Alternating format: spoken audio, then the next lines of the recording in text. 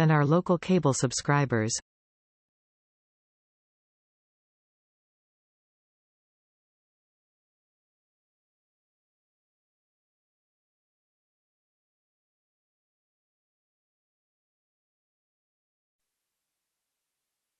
Easthampton City Council meeting for Wednesday, May 20th, 2026. The meeting tonight is being recorded and broadcast by eMedia on Charter Channel 193 and live streaming on their webpage, easthamptonmedia.org. Councilors and participants in this meeting are gathering hybrid on the order extended until June 30th, 2027, allowing us to do so. I remind both the members of the City Council and the public participating remotely to remain muted until recognized by the City Council President. Also, for the members of the public, please remove your camera for the duration of the meeting unless you are participating in the public speak time or the public hearing. Thank you. This meeting is now called to order. Mary Ann. J.P. Krasinski. Here. Connie Denham. Here. Tamara Smith. Here. Felicia Jadzak. Here. Tom Peak. Here. Jonathan Schmidt. Here. Amanda Newton. Here. Kayam Jamrog McQuaid. Here. Nathan Markey. Here. Thank you. We are going to have a moment of silence. I just encourage folks to, again, we are at a period of time where our country is at war. So I ask that people remember those folks that are serving in our military and those civilians who are likely to also be in harm's way. And also please just do anything that you need in order to center yourself for tonight's meeting. Thank you.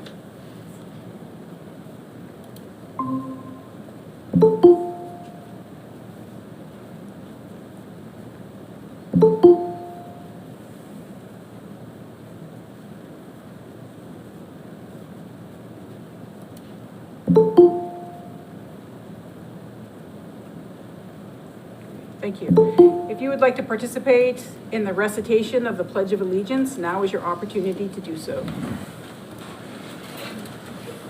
I pledge allegiance to the flag of the United States of America and to the republic for which it stands, one nation, under God, indivisible, with liberty and justice for all. Great, thank you so much. We have no minutes to act on this evening. This evening, we are very privileged to have our We the People students, mentors, and teachers and advisors here, which we are, as City Council, is certainly very excited to be able to welcome you tonight. I know that there's a lot going on in the community, and there's been a lot of discussion of kind of what is We the People. And so before counselors, address students, which I'll give everyone the opportunity to do so if they so please, I'd actually like to give Kelly Brown the opportunity and some students to maybe come up to the microphone and share a little bit about what the program is and impact on students, if you'd like. Yeah.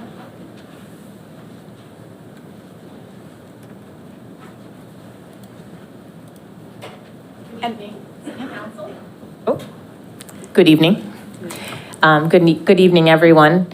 I'm actually going to let the students speak a little bit about what the program is, and then I will close by telling you a little bit about what the program means to me. But they really are very well skilled at being able to share their ideas, and so we'll have them tell you a little bit about what the program is and what it means to them, and kind of the different layers of the program. But thank you so much for having us here tonight and for recognizing us. And if you just wouldn't mind saying your name for us, that would be super helpful. Good evening, everybody. My name is Luke Tatro, and I am a member of the current We the People State Championship team at Easthampton High School. I'm sure most of you have heard of this class and love it, but I'm here to talk to you guys about what this class is actually about. We the People is a civic education class where we take a deep dive into what the Constitution actually means. Whether that means the thought behind creating it, the structure of it, how it has changed over time, how it has been used over time, and how it is used in the crazy world we have today, We the People forces us as students to really understand the Constitution from every aspect. The class is divided into 6 units, with each focusing on a specific topic within the Constitution. Unit 1 focuses on the philosophy behind the Constitution. Unit 2 focuses on its framers. Unit 3 focuses on how the Constitution has changed to further ideals in the Declaration of Independence. Unit 4 focuses on institutions of government and how the branches interact with each other. Unit 5 focuses on the Bill of Rights, and Unit 6 focuses on constitutional issues in the modern day. Each unit, while entering with little knowledge, works together as a group to become masters of their specific topic throughout the year. We the People is not just learning about the Constitution, but also applying this knowledge in front of judges during timed hearings that force us to think quickly and speak clearly under pressure. We the People, while being a high school class, teaches us essential life skills such as civil discourse, consideration of other perspectives, and the need to use reason to channel our passion. As James Madison said in Federalist 55, passion never fails to wrest the scepter from reason. Alongside our constitutional education, Miss Brown works hard to teach us, through experience in literature, the power of virtue. We have recently started reading The Pursuit of Happiness by Jeffrey Rosen as a part of a cross-generation book group with the community, which goes hand in hand with the lessons on virtue that Miss Brown has been teaching us throughout the entire year. Miss Brown and this book teaches that the only way to reach true happiness is through the constant practice of virtue throughout daily life. Thank you. Good evening, my name is Leah Bach, and when I signed up for We the People, I honestly didn't understand why everyone spoke so highly of it. Because on the outside, it looked like another challenging AP class, but what truly makes We the People special is the family that's created. There's a sense of community that you don't get in other classes. Part of that is from the time that we spend together in the state and national competitions, but an even bigger part of that is the love and passion that fills this classroom. And that love and passion comes from our teachers. They pour so much time, energy, and care into this program that it's genuinely inspiring. And it makes us students want to work hard. We want to give back for everything that they do for us. And for a group of 17-year-olds to want to work for their class, for their teachers, that really proves how great our educators are. This class has taught us the importance of hard work, and that even though it is difficult, it's possible. Miss Brown always tells us how even though we might not be a big school or have the same advantages as others, we can have the same work ethic or even better work ethic, because in the end, we're all the same, just a group of 17-year-olds. We the People teaches us that nothing is impossible as long as you want it enough and work hard enough for it. And I truly believe that is something every high school student should have the opportunity to learn. Great, thank you. Good evening, I'm Oliver Oporowski. This year I've been mentoring in We the People. I competed in last year's team, and I couldn't give it up, so I came back to act as a coach for this year's students. There's a number of mentors like myself, and I know I speak for all of us when I say another year was not enough. Not only has it been a chance to learn even more, to become intimately familiar with politics from the local to global levels, and to grow in our confidence as participants in self-government, but it's also led us to gain a deeper appreciation for our education as a whole. As mentors, we do our best to be educators ourselves, to guide the competing students' studies, to share what we've heard in our experience with them, and to build their confidence going into their hearings. You have to do this work to understand how difficult it is. You're constantly finding ways to build a student's knowledge, to give them the resources to develop into competent, impassioned citizens, and then finding ways to grow their confidence in this person that they've become without even realizing it. It's a daily effort, and we as mentors are only a small piece of this process. Being a part of that process as a mentor shows one firsthand that a good educator is no mere facilitator of certifications and benchmarks, not just a step in a career path. A good educator, like ours so truly are, is someone who reveals your potential to you and gives you the tools to cultivate it into something more.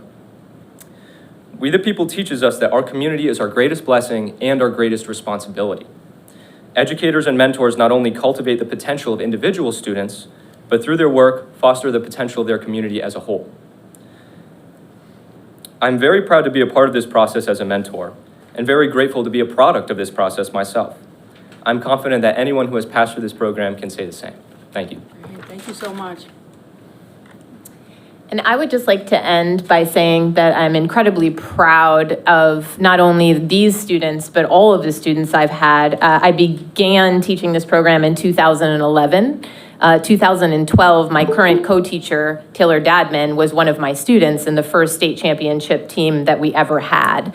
And when the students say that We the People is a family, it truly is. I just left the Dollars for Scholars meeting and ran into parents whose children I have had in all variations of We the People. I come into this room and I see parents whose children are in college, graduating from college. When we go to Washington, D.C., we meet with a student who is now chief of staff for a member of Congress. We talk to lawyers. We talk to the current student who's about to enter Yale Law School.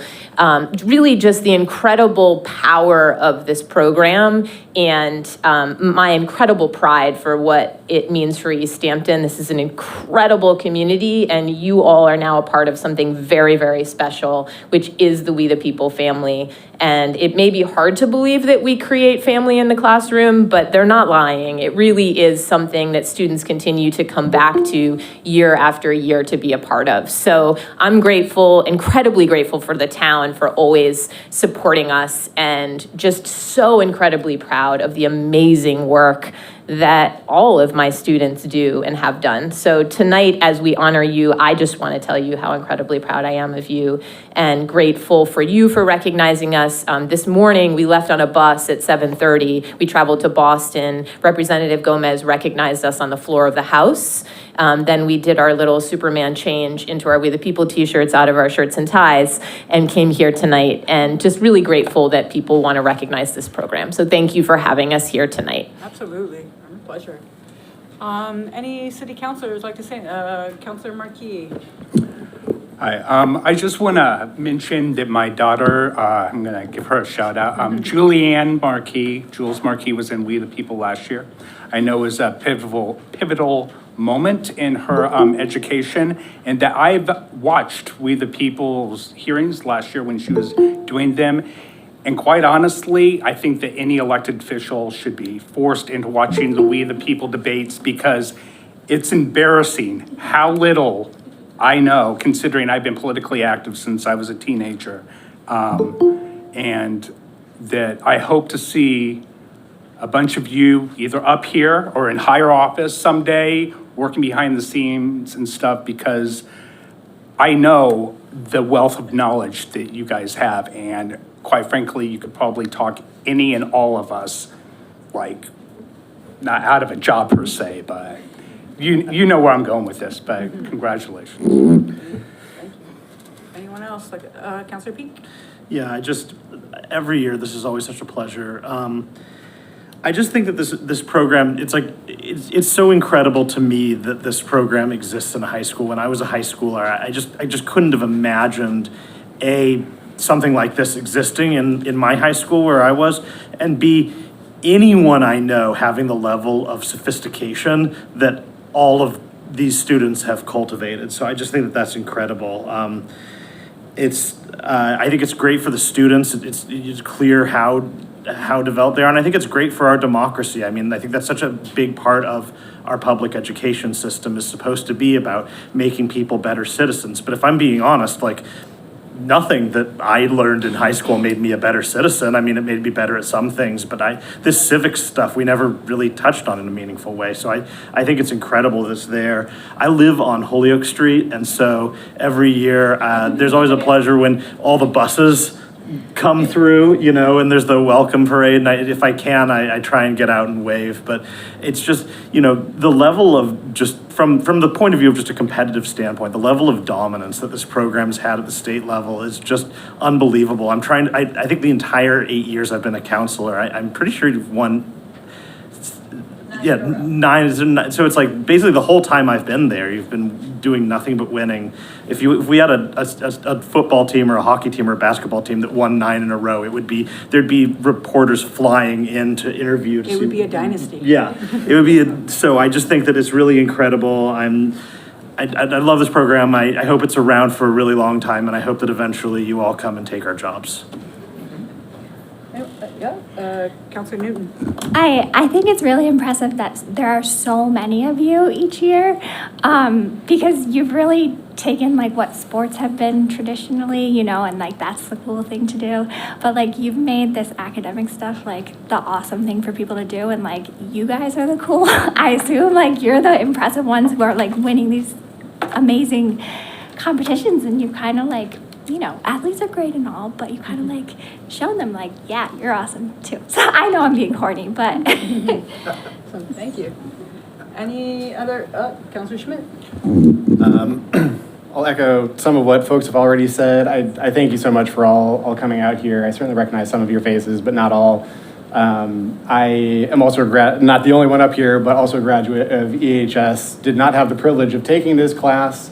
I think it might have still been an after-school program, and it was really hard to fit that in amongst all the other things. So I'm glad to see that it's been sort of incorporated into the school day, so you can make it a part of your schedules. It's amazing to hear about. It's amazing to see that you care enough about this to come out and see us tonight after you've been on the road all day. That's absolutely amazing. And even though I never got a chance to experience that, We the People family, I absolutely, through being a student of Ms. Brown myself in AP US History, understand the way that she brings community into the classroom. And it's such a special thing, and it feels weird to say that I'm proud of someone who was a teacher, but I'm so proud of what you've accomplished with this team, and I truly hope that all of you, take what you've learned, take the skills, and stay engaged with your local communities, your local government, because what you've learned is so important, and we're really kind of counting on you in the future when the time comes. So thank you for everything you've done to be a part of this. Yeah, awesome, thank you. Counselor Kuzinski? When I was in school, there wasn't such a program, but we had great education and great educators, and they taught us to think on our own for ourselves, and I'm so glad to hear that is what you really can do for yourselves. It was great that you came here to share about the breakdown of the units, because I think a lot of the public don't know what the breakdown is and how it fits in. To talk about the virtues in daily life, that hits home. The part about sharing about family being creative, that's what it's all about. It's about making your the family, the unit, and that's the unit that you are. Bring that forward, share it with your classmates. The mentors, I want to thank them for coming back. You keep coming back, keep doing it. That you shared with us on Recognition Day and that you got to go to the legislature, fabulous. I have yet to be at the legislature inside the building. Someday that will happen. You have the thirst for knowledge. Share that with others, with the other classmates, with other people in your building and throughout life, like you're doing here today. You have the skill and ability to do that. Use your voices. 9 in a row. You're right. It's a dynasty. It's a dynasty. One thing I'll leave you with: you're 17, for the most part. 18's next year. You vote. You participate. Welcome aboard. Thank you. Counselor Jamrock McQuaid? Thank you, Madam President. So I won't repeat many of the feelings that I share with my fellow counselors. I just want to express that I'm very proud of this community and you guys for representing this community at such a high level. We're in a time where political literacy and government literacy is so important and needed more than ever. We're really going to need you guys to dig us out of the hole that we've dug ourselves into. And I'll just echo Councilor Kwasinski's comments. You turn 18 next year. That means participate, run for office. You guys are the most equipped to do so. Probably a lot smarter than a lot of the people that are in office right now. So thank you. And Counselor Smith?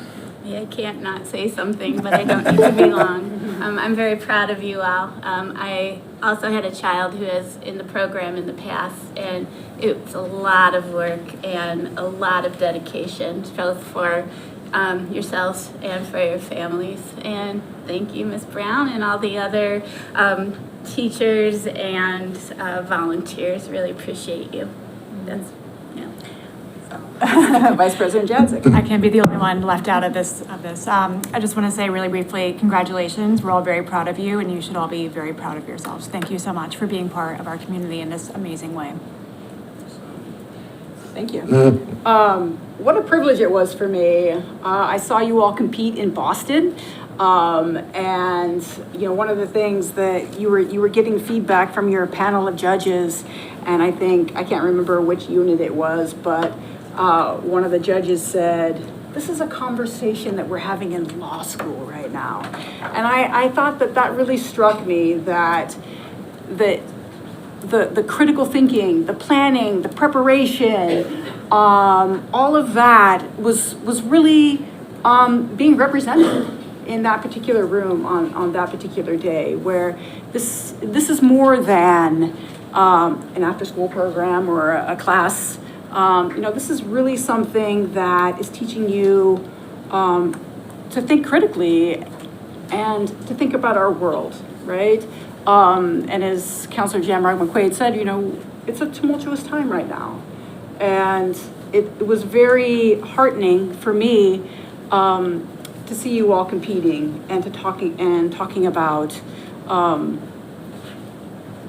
obviously it's the Constitution and principles that this country was founded on, but they're so relevant today, right? The rule of law matters, right? The Constitution matters. Truth matters, right? And so part of that is also what you take from this. I think you take away the ability to advocate for your communities, right? This community and future communities, right? In the leadership roles that we know that you're going to take. And so it certainly was, like I said, a huge privilege to me. I used to work with student activists, right? And these were the things that they were talking about, right?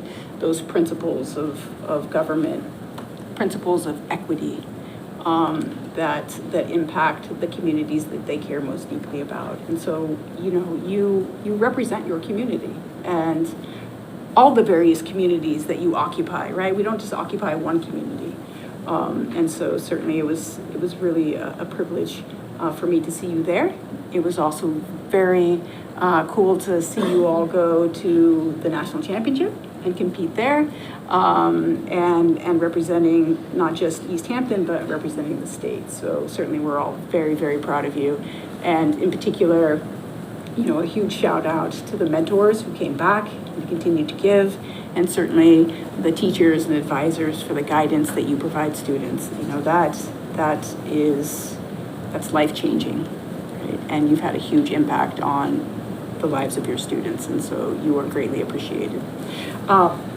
Vice President Jadzik and I are going to give out some certificates, and then afterwards we're going to have everybody take a photo, if that's all right.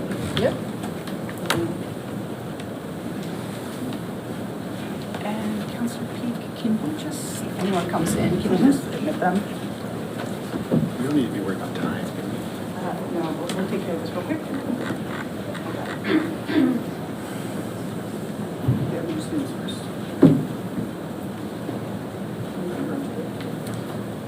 So I'll just call out the names. Walter Baker.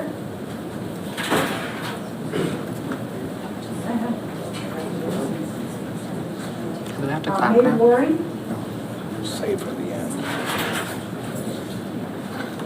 Thank you so much. Appreciate it. Camila Corsellos.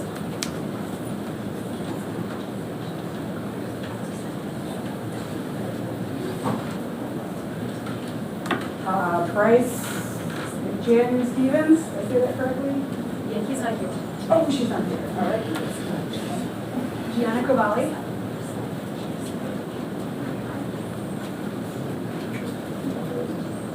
Sindel Mellinson. Congratulations. Appreciate you. Kiana Cummings. Egan Menendez. Oh, she's not here. Amelia Bach.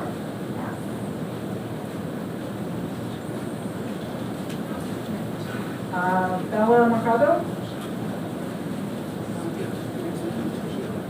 Jackson Doubleday.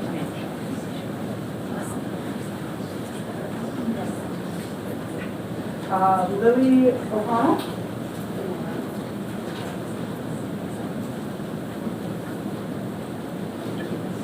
Olivia Gordon.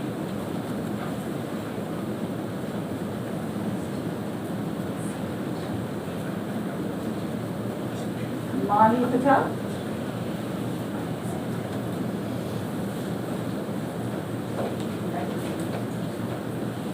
Fern Cohen.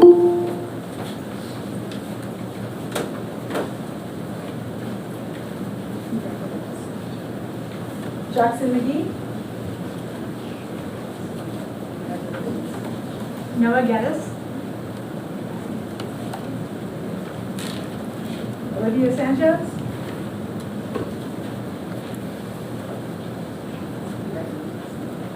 Catherine Koval.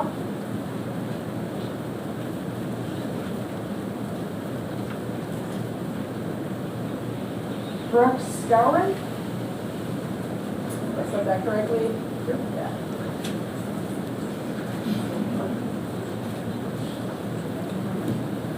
Oh, this is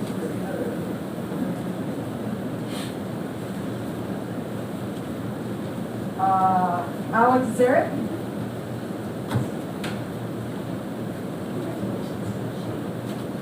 Will Scowron. Sorry. Luke Tatro. Jack Scowron.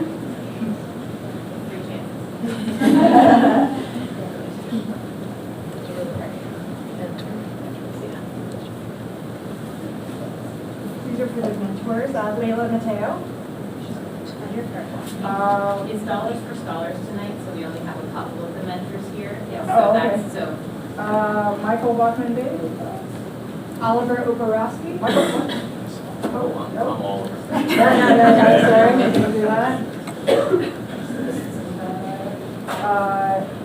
Ayana Cooper Bar. Ayana. All right. Morgan Winhoven. Birdie Donovan. Okay. Appreciate it. Logan Krasnick. Seth. No Seth yet. Anthony Ocampo. Aiden. No Aiden. All right. Yeah. All right. And here we go. Jeremy. Nope. All right. There we go. We got Ryan left. We're looking for a Ryan. All right. Ryan Student. Ryan Mentor. I don't think that name was on the list.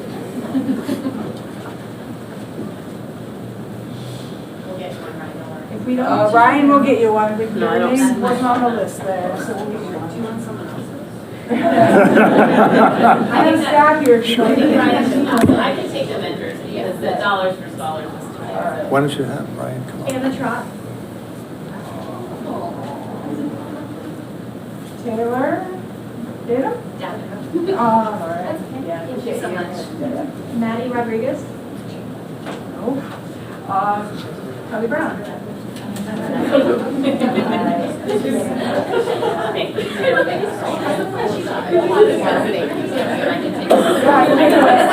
Thank you so much. And we have to get Ryan. Do we have Ryan's, do we have the last name? So can we get a picture real quick? Yes. Yeah, I'd love to do that. Then we're gonna open our public hearing. Are we gonna all fit in this? Yeah, we can do it. Let's stay behind the table, maybe? Yeah. Sure. Sure. Maybe we can get some people, taller people, maybe on the knee. Tall. How about if we do the same thing we did today, let's just do like unit 6, unit 5, unit 4, unit 3, unit 2, unit 1, and we'll just show how we go. Yeah. Okay? So 5 and 6, second row, 3 and 4, and then front row, 1 and 2. And you might have to like a kneel, might have to do a one, like a kneel to the front. Okay? Just make sure, whatever you think.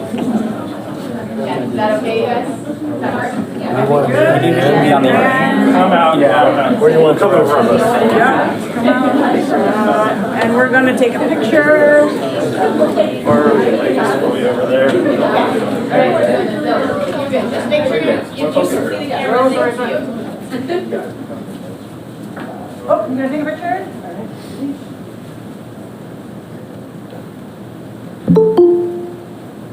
Awesome. Thank you so much. Thank you. Thank you, everybody. Thank you for your time. Thank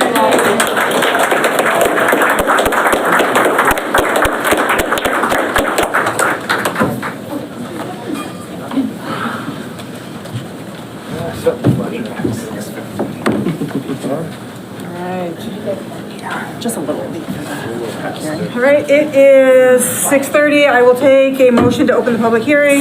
Second. I have a motion and a second to open the public hearing. Any further discussion? All those in favor? Aye. Opposed, abstained, motion passes. Before I turn this over to Councilor Jammer McQuaid, I just want to apologize to the public for starting the public hearing late. We had We the People here, for those of you who might just be turning in, and we wanted to celebrate their accomplishments. So apologies that this is starting late as well. We will open public comments after we close the public hearing, so anyone who else would like to speak about an item not on the public, not on the I almost said syllabus, on the agenda, we will do that then. Chair Jamrog McQuaid, go ahead and talk us through the Affordable and Fair Housing Partnership Zoning Ordinance recommendations. Thank you, Madam President. So just to give some background, the first 4 sections is the first half of the zoning recommendations from the Affordable and Fair Housing Partnership. The full suite of recommendations was initially presented to Council back in December of 2024. The ultimate goal was to lower barriers to housing production across the city, particularly for infill development on already developed land. I would say that the first few sections focus on some inclusive language changes, and then they also include parking minimums for multifamily housing. The Ordinance Committee and the Planning Board have both voted to recommend these initial amendments to the full council. And then we also have Jana Tatro, who's the chair of the Housing Partnership, here to speak to some of these as well.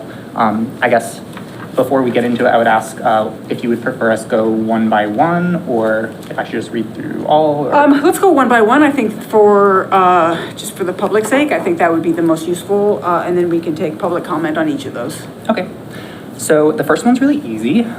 It's just updating references to the Department of Housing and Community Development, DHCD, to the Executive Office of Housing and Livable Communities. So this is just to reflect the administrative change at the state level that happened in 2023.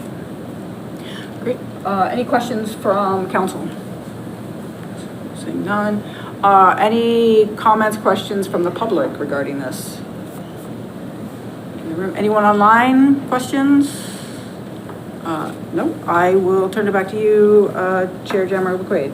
All right, thank you. So I would like to make a motion to amend the Easthampton zoning ordinance to replace all references to the Department of Housing and Community Development, DHCD, with the Executive Office of Housing and Livable Communities, EOHLC. Second. I have a motion and a second to amend zoning ordinances to update language referencing the Department of Housing and Community Development, DHCD, to Executive Office of Housing and Livable Communities, EOHLC. Any further discussion? Seeing none. All those in favor? Aye. Opposed? Abstain? Motion passes. All right. The next one on my list here is the parking minimums. So this request or this proposed change would adopt a blanket minimum of 1.5 spaces per unit for all multifamily housing, which could be reduced to an average of 1 space per unit based on unit mix and project location. So some important context around this one, the Easthampton Housing Production Plan that was approved in 2021 notes that the current parking requirements may inadvertently discourage multifamily development. This is also consistent with the advice of many affordable housing and planning organizations, such as the American Planning Association, which encourages reforming or eliminating parking requirements whenever possible. I'll also note that the EPA in their report titled Essential Smart Growth Fixes recommends municipalities reduce minimums wherever possible to reflect the context, transportation options, and land use mix. I'll also note from our Easthampton Climate Action Plan that 38% of Easthampton's greenhouse gas emissions come from private vehicle use. So embedding the costs of car infrastructure into our housing units enforces that land use pattern and continued reliance on cars.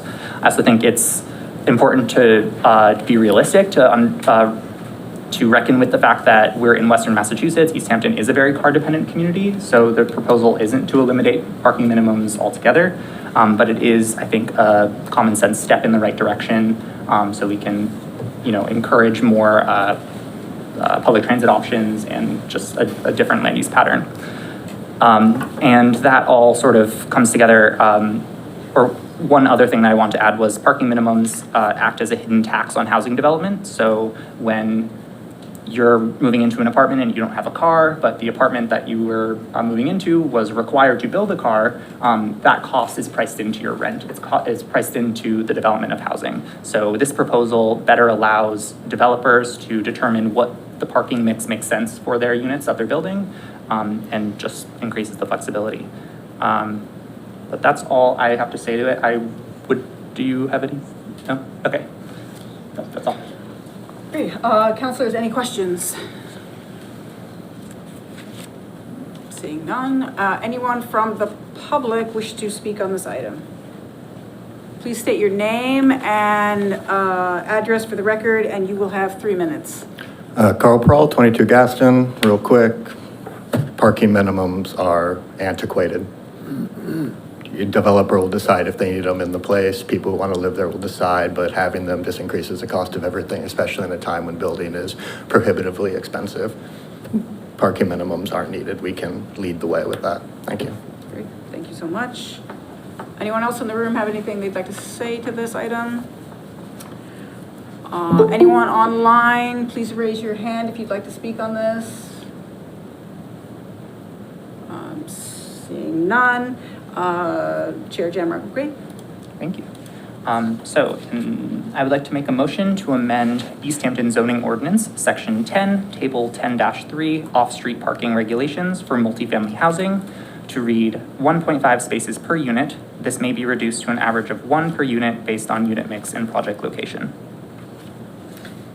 Second. I have a motion and a second to amend zoning ordinance 10 dash, what was it? 10-3. 10-3. Right, thank you. Argument, so to adopt a blanket minimum of 1.5 spaces per unit for all multifamily housing, which can be reduced to an average of 1 space per unit based on unit mix and project location. Any further discussion? Councilor Marquis? I just have a question. What was the prior language? What did it say in that particular? Yes, so the previous language was, I'm pretty sure it was 1 per bedroom plus 1 for every 10 units. So it was definitely a much higher requirement. Okay, thank you. Councilor Peak? Yeah, just since most of the councilors here were not on the council when we last released a housing production plan, I just want to point out that this was one of the things that was highlighted as a priority to work on and a huge inhibitor to building new housing and addressing Easthampton's housing shortage. So it's good to see it that we're finally moving forward with it. Great. Any further discussion? All those in favor? Aye. Opposed? Abstain? Motion passes. Chair Jamrock McQuaid? Thank you. So the third thing on my list is the fair housing and state law compliance. So this is to modify local language to align better with and defer to state housing law when, whenever applicable. So overall, these are pretty straightforward changes, updating references to housing, references of housing authority to housing agency, and referring to household income instead of family income.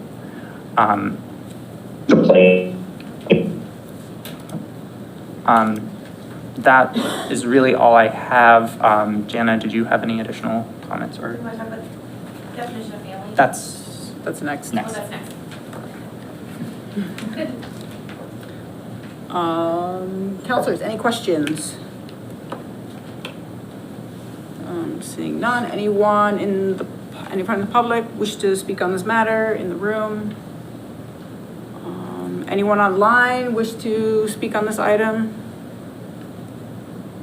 Seeing none, Chair Jamrock McQuaid? All right.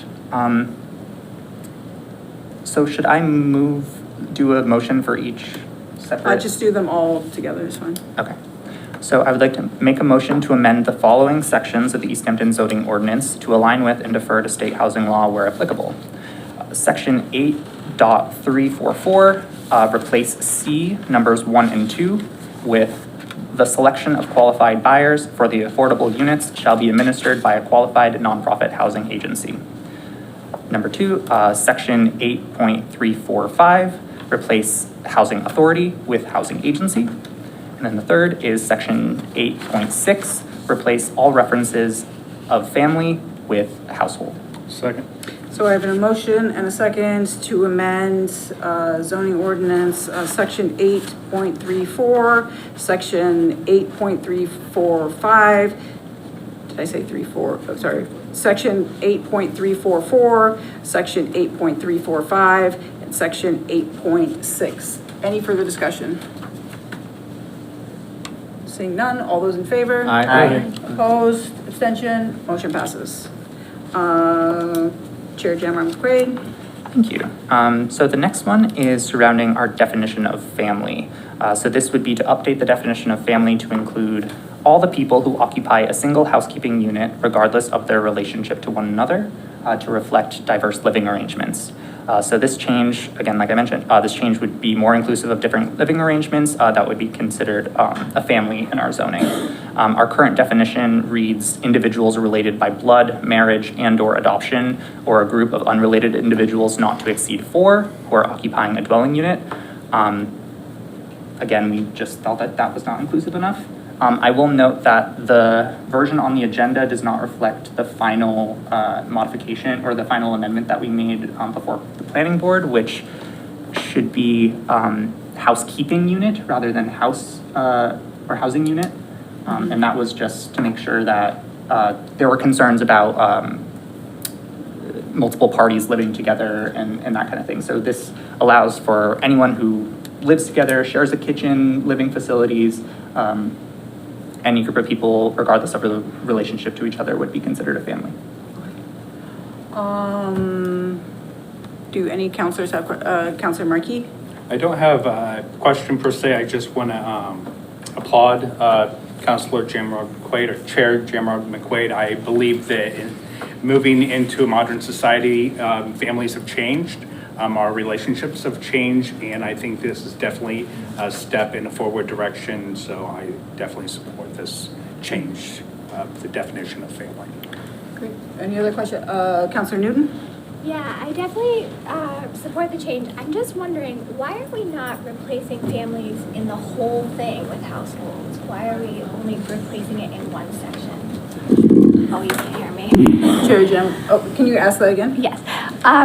Why are we not replacing the word families with households in the entire thing and just replacing it in that one section? Yeah, so, and the planning director Manuel might correct me if I'm wrong on any of this, but my understanding is in like section 8.6, they're referring to family income, which is a specific thing, a specific data point that's separate from household income. Okay. So we're updating that just to be more clear with household income is usually what we're referring to when we're talking about housing or family's eligibility for a housing program like that. Right.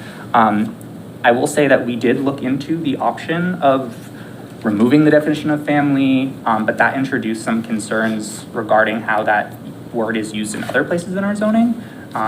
So that's sort of, we ended up with just coming up with a more inclusive definition, seemed like the best way forward. But Planning Director Manuel, did you? Planning Director Manuel, if you'd like to share.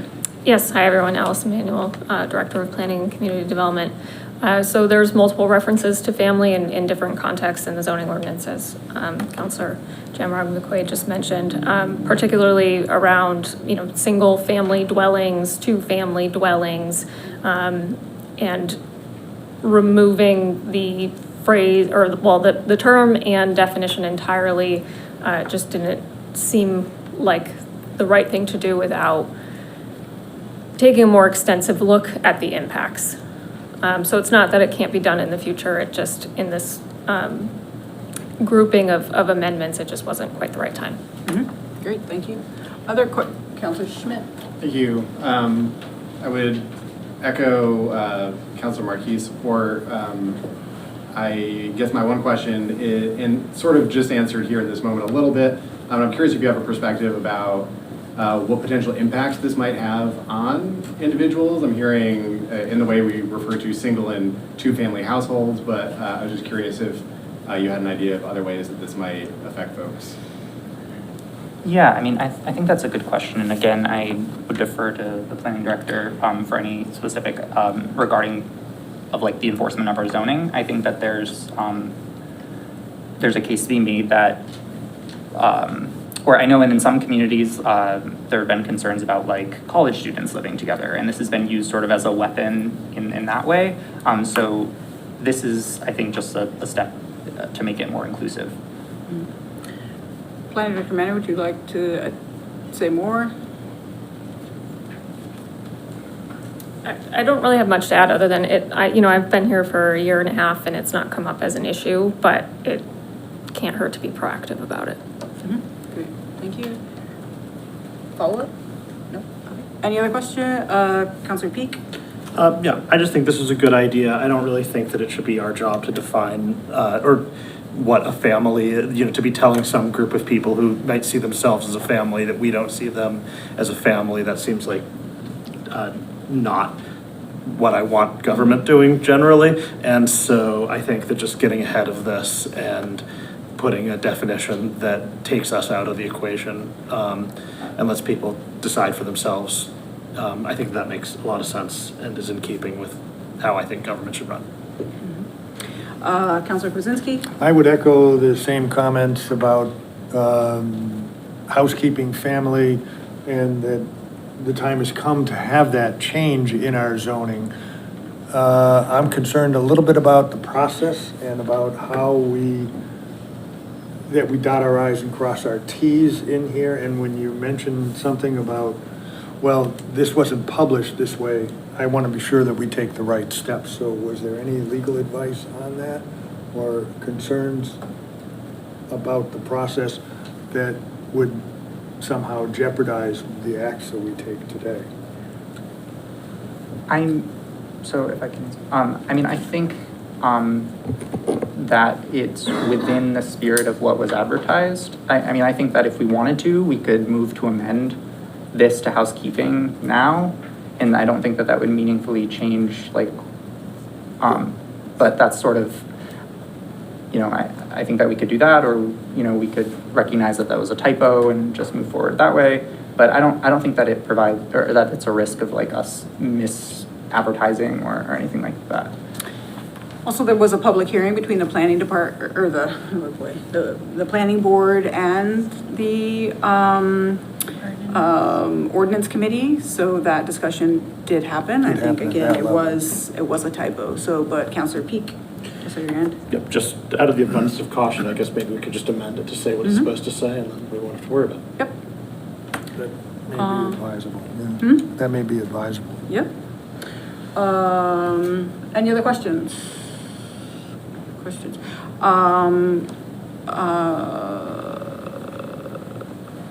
Any comment from the public in the room?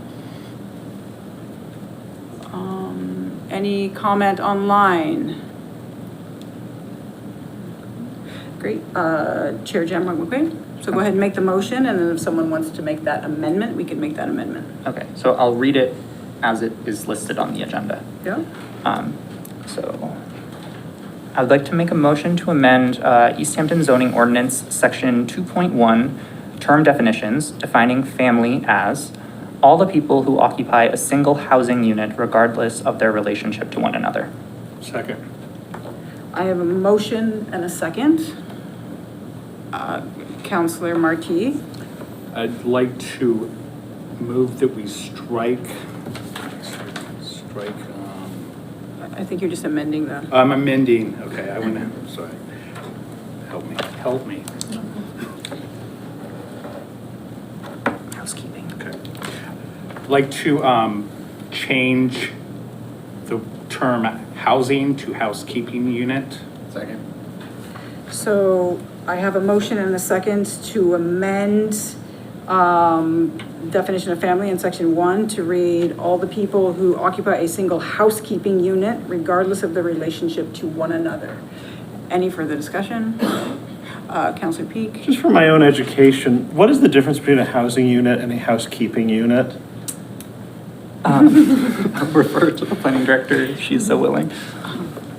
Please state your name and role again for the city. Yep, Alice Emanuel, Director of Planning and Community Development.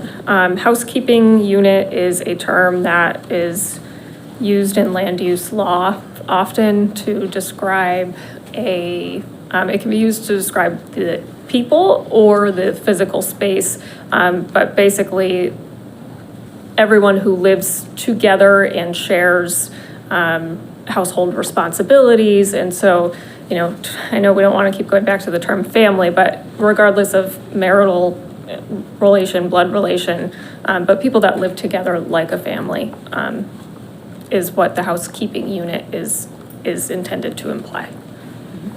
Thank you. Other questions? So I have a motion and a second to amend section 1. All those in favor? Aye. Opposed? Abstain? Motion passes. So we're back to the original motion. So we had a motion and a second to modify the definition of family in section 1, again, to read all the people who occupy a single housekeeping unit regardless of their relationship to one another. Any further discussion? Seeing none. All those in favor? Aye. Opposed? Abstain? Motion passes. Chair Jamrock McQuaid. Thank you. So the next one is surrounding the language of community character. So this would be removing, rephrasing, or clarifying vague and subjective references to character throughout the zoning ordinance and replacing them with clear objective criteria. So I know the chair of the housing partnership has a little bit more to say about this, but I'll just give some initial context. The term character appears over 25 times in Easthampton's current zoning ordinance, but is never clearly defined. So that falls on the ZBA and planning board to interpret what community character means to them. I'll also add that there has been social science research done on thousands of hours of public meetings that show that undefined terms like community character can often be weaponized to stop housing construction. These terms are often used to describe the people who may move into low-income housing, serving as a proxy for other racial or class exclusionary language. And it's not to say that is happening in Easthampton now, but it has happened in other communities. So we just want to set a clear standard so it's transparent moving forward. I'll also add that the planning board made specific comment to applaud this proposal just because they are sick of having to interpret what character means. And they definitely see how there's a different idea of what that means to different people. So this proposal would set clear definitions for what we mean when we say character. So if we're talking about the architectural character of the community, the way that the buildings look, the roof and siding, land use, the landscaping, those kind of things are things that we can set a clear standard for, but is hard to lump in with just this vague term character. So that's all I have to say on it, but I would defer to Chair Tatro if that's okay. Would Chair Tatro like to speak? Please state your name and address and your role for the community. Sure. Good evening, I'm Jana Tatro. I live at 52 Pomeroy Street. I'm the chair of the Affordable and Fair Housing Partnership. I don't have too much to add other than what Councilor Jamrock McQuaid mentioned. I will say in the 19 years that I've lived in Easthampton and have advocated for affordable housing, every single public hearing on affordable housing development, community character has been brought up by opposition as a reason to oppose the project. And as mentioned, it's not defined in our zoning. So what we're asking our volunteer planning and zoning boards to do is make a decision on a project based on an entirely subjective characteristic that they're looking for in a project. And I've seen projects be rejected on the basis of it not fitting in with community character.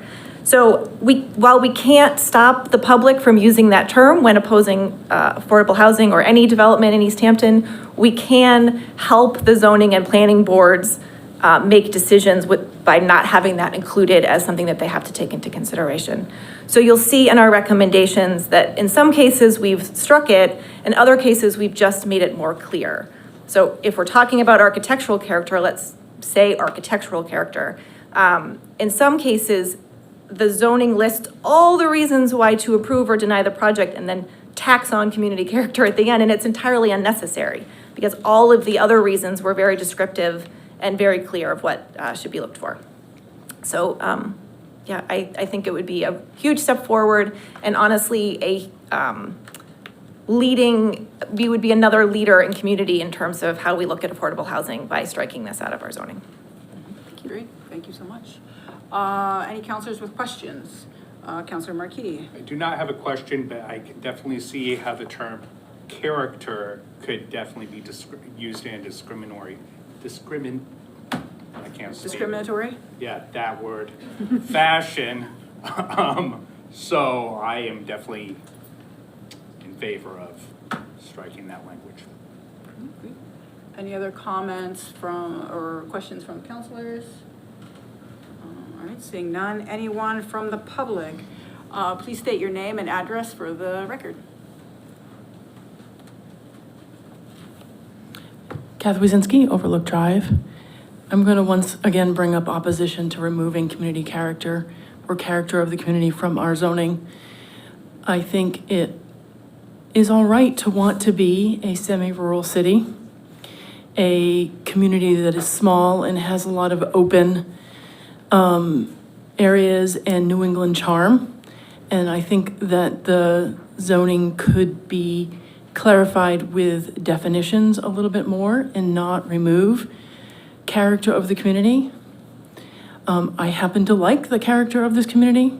I happen to like New England charm and small rural communities. And this gives developers an opportunity to continue to urbanize our community and increase the density of development within our community. I think the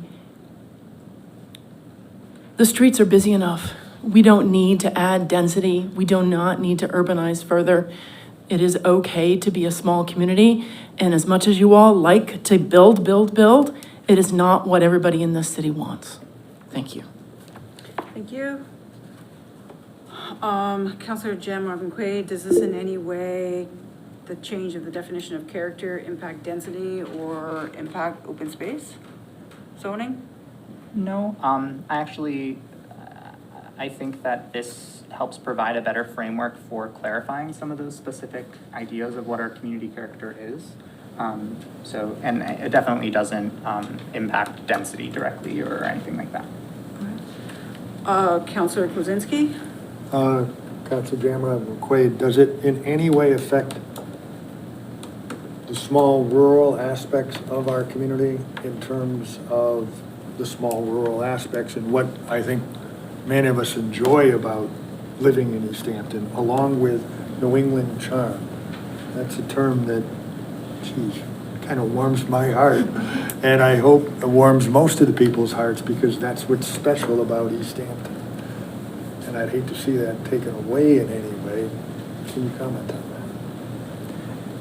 Yeah, so I think that a lot of what you're raising is more of a question of land use than necessarily like the aesthetic character of our neighborhood. So when we're talking about rurality, we're talking about overall density, we're talking about the minimum lot size requirements, we're talking about setbacks, we're talking about the zoning table of use that enables certain agricultural uses and that kind of thing. This doesn't touch any of that. This is only talking about the aesthetic, broader qualities that the zoning or planning board takes into account when they're permitting a project. So it's just aesthetic. There's nothing that directly impacts the agricultural use, the table of uses, right now we're not talking about minimum lot size requirements, anything like that. I'm also thinking about, may I follow up? Yes, I'm also Councilor thinking Kwasinski. about the downtown New England charm. There's certain communities in New England that have that charm, and when you drive through, you know it. And there are certain communities that have lost that charm through other practices. And it's very hard to identify a New England history. So is there a way to assure that we maintain that history in terms of the ability to imagine the past through what we see today? Councilor Without- Chair Jammer McQuaid? Yeah, I mean, I think that that's a broader conversation of adding in other language that we're trying to, we're just trying to clarify the term character specifically. So I think that a lot of the things that you're referencing are a lot more related to like aesthetic qualities of buildings and like downtown land use planning and that sort of thing, which I don't think is directly related to like a character. Councilor Kwasinski? I'm thinking specifically about architectural design, and those does that language kind of cover us in that regard or not? If you think of Brick Row on Main Street, if you think about the churches that align the other side of the road, they're kind of charming, and the town clock up there, and maybe some people would think of that as community character, and I think that's what our commenter was referring to. And I think many people do share that idea, and I just want to be sure that we haven't taken that away. Yeah. Yeah, if I can just like give an example of one of the changes that we want to make. So in section 10.512A, we would be replacing the planning board may take into consideration whether exterior building facades and materials are consistent with Easthampton's character. We would replace it with the planning board may take into consideration whether exterior building facades and materials are consistent with the other buildings in the city of Easthampton. And that kind of answers the question for me, but I wanted to be sure that the public was clear that we're making that change, but maintaining the ability to retain that character, that aspect of what we think of as character. Thank you. Great, thank you for that. Councilor Newton? I was just gonna pretty much say exactly that the examples indicate that we would still want to have consistent building materials. We wouldn't want, probably wouldn't want to put like a big giant cement building in the middle of old clapboard houses and stuff like that. So that's already protected in there. Mm-hmm. Great, thank you. Councilor Smith? I'd just like to add, it's my recollection that when we were going over this at the ordinance level, I brought up the example that in Precinct 5, we're against the mountain, and there are a lot of people who really like the shade of the mountain there. Oh, I'm sorry. A lot of people really like the shade of the mountain and like being in kind of the forested area. And when we use the term character, that all kind of disappears. And so we were thinking that descriptors such as forested or rural or any of those descriptors would just give a better, more accurate description of what we're trying to preserve as part of the community character, if you want to use that kind of term. Good, thank you. Any other, Counselor, all right, continue with the community or public comment. Max, I see that you have your hand up. Please state your name and address for the record. Hello, I'm Max Swisher, 8 Jones Drive. I'm on the Zoning Board of Appeals. I just wanted to reinforce that it should not be my job to decide what does or does not constitute community character.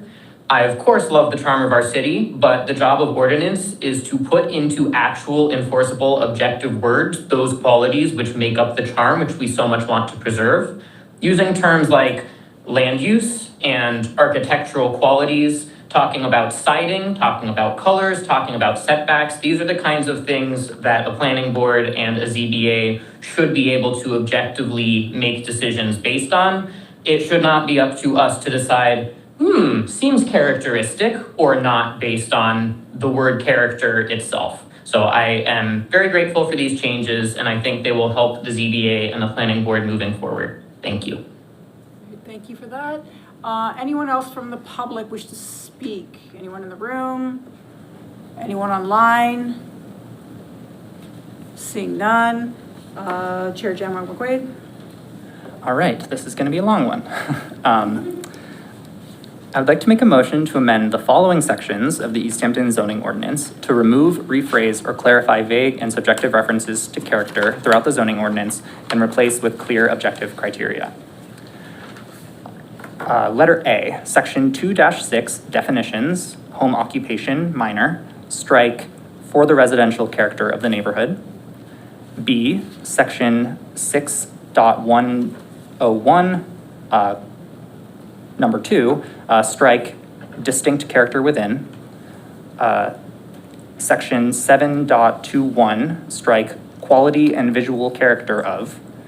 Section 7.24, strike compatible with the scenic character of the city.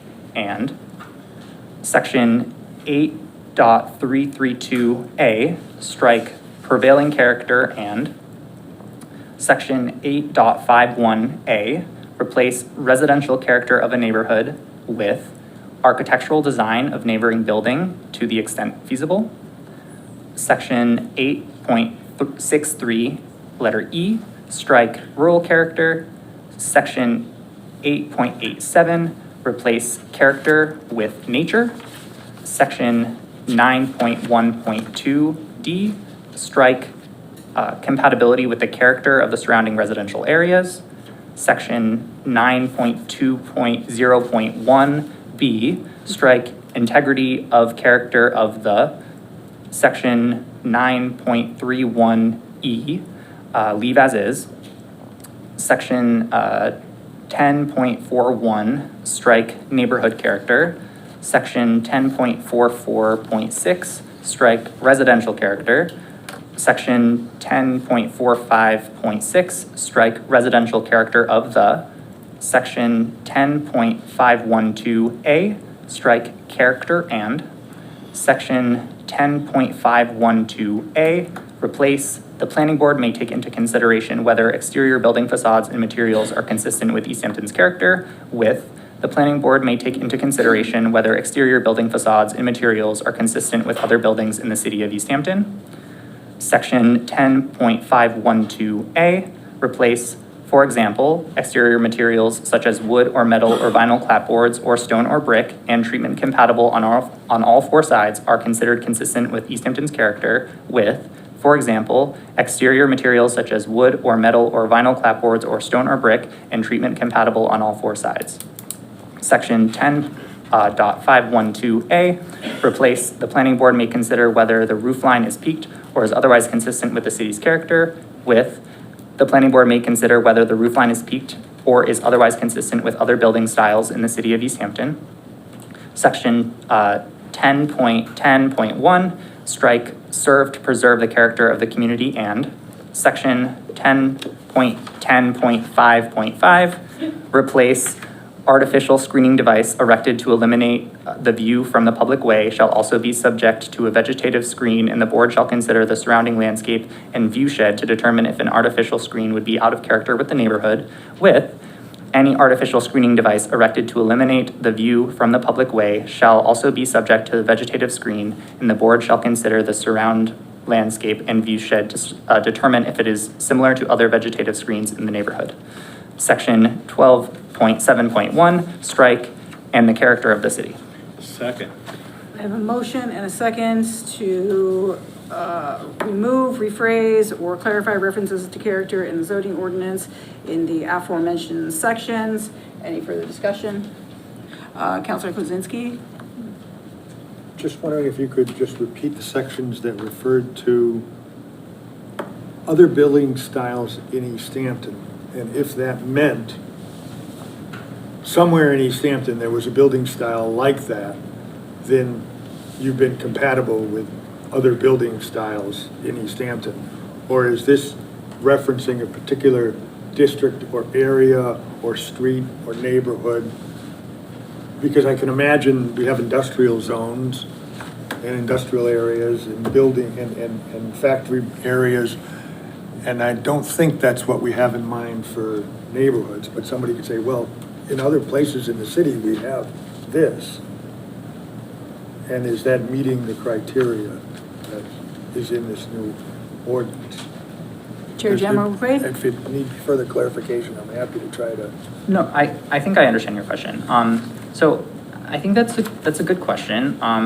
If I were looking at this, I would read consistent with other building styles in the city of Easthampton to just refer to the general, like, consistent nature of, like, the building. Like, we have a lot of New England style buildings here.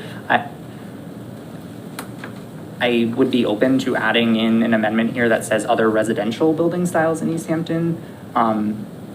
But I don't know if that fully would address your concern. But for me, I read that as, like, consistent with the broader overall style of how buildings are, or how houses are constructed. I think I was referring to styles in a neighborhood, you know, a section of the community. This is the Main Street area on Knight, right, you know, McKinley, though that's a neighborhood area, and other neighborhoods, you know, Bryan Avenue, Taft Avenue, as being kind of like styles within a neighborhood. But to say the style that's over in, you know, I don't know, New City, is that what we now can place on Taft Avenue or on McKinley, because we have styles in the city as opposed to styles in a neighborhood? Councilor Jammer McQuaid, do you want to answer that, or I see other hands as well? Yeah, so I think earlier on we replaced residential character of a neighborhood with architectural design of neighboring buildings to the extent feasible. Again, I'm not sure where, like, if that being up there, like, supersedes or makes it sort of automatic down in section 10.5. But I would definitely be open open to the idea of changing it to consistent with the other buildings in the surrounding neighborhood. But that's I would think that would be the intent much more clearly than the broad-based throughout the entire city. Pick one, and now, oh, that style's over there. Chair Markey, sorry, Councilor Markey? Sure, I'll take that. From my understanding, Chair Jamrock McQuaid and it doesn't matter. I see that all of the sentences have just been restructured without the term character. And the meaning of the sentence hasn't necessarily changed. It's just the word character, because it's interpretive to so many, anybody can interpret it in a different way. I only see it as nothing has really been changed except for the word character. The sentences have only been restructured. Am I missing something here? Chair Jammer McQuaid? Yeah, I mean, I think that you're getting to the point there. Like, the previous statement is whether exterior building facades and materials are consistent with Easthampton's character. I think that that's, you know, it calls into this all the same questions of, like, where in Easthampton are you talking about the character? And so, yeah, I would agree that it really isn't changing the meaning of the sentence. It's just trying to not introduce that word that can be interpreted many different ways. Okay. Vice President Jacek? Thank you. I have, I guess, a comment / question. I think this particular section that we're discussing is 10.512, if I'm correct, right? And I am a little, I just want to point out that I haven't read the full draft of everything here, except beyond what we have here, but that section is titled Commercial Development Performance Standards. So I was curious if we were to make an amendment bringing in residential language, would that fundamentally impact the overall section. So that was one question. But to follow up with a comment, I just want to say that I did hear the comments that Mr. Swisher made, and I think they're really relevant for this particular discussion, because I think that I can't speak for anyone on the board who would be having to interpret this, but if I were interpreting this amended language, I don't think it's out of the realm of reasonableness to think that the folks who sit on the board can look at a residential neighborhood and say, okay, even though we have industrial buildings elsewhere in Easthampton, maybe this industrial building shouldn't be in this residential neighborhood. But I think that there's a judgment call to be made there, but this clarifies it to allow the planning board and zoning board members to make that judgment call in a much better informed way. And the other thing I want to mention too is that there are mixed-use neighborhoods here in Easthampton. So there very well may be neighborhoods where you have very charming looking houses that sit next to industrial parks. And I think we need to keep that in mind, because I don't want to amend language that would then put us into further difficulties in the future. Councilor Peak? Yeah, I got a couple things. So a lot of the stuff that I think we're talking about, we're starting to use the term architectural style, but I think that like a lot of the stuff, whether a building is a factory, whether a building is a row house or whatever, this is defined elsewhere in the zoning. Like this is like, you know, when we're talking about architectural styles, it's a pretty narrow thing. And so I just think that, and I am really sympathetic to the idea that like often you find volunteer members of these boards who are put in these situations of having to make these very subjective decisions, and that doesn't really help anyone. So that's, I think, just something that we should keep in mind, that like, you know, I just think we should be careful about that. I think that if we were talking about doing something about saying certain architectural styles are allowed in certain neighborhoods and certain ones aren't, that I would want, first of all, I think I'd probably vote against it, but even if I were to be convinced otherwise, I think it would be something that we should really send to committee and have a thorough conversation about exactly what styles are or are not allowed in in these various places, because that's just a big and heavy conversation with a lot of potential consequences that I just think that should not be made via an amendment. You know, so that there's that.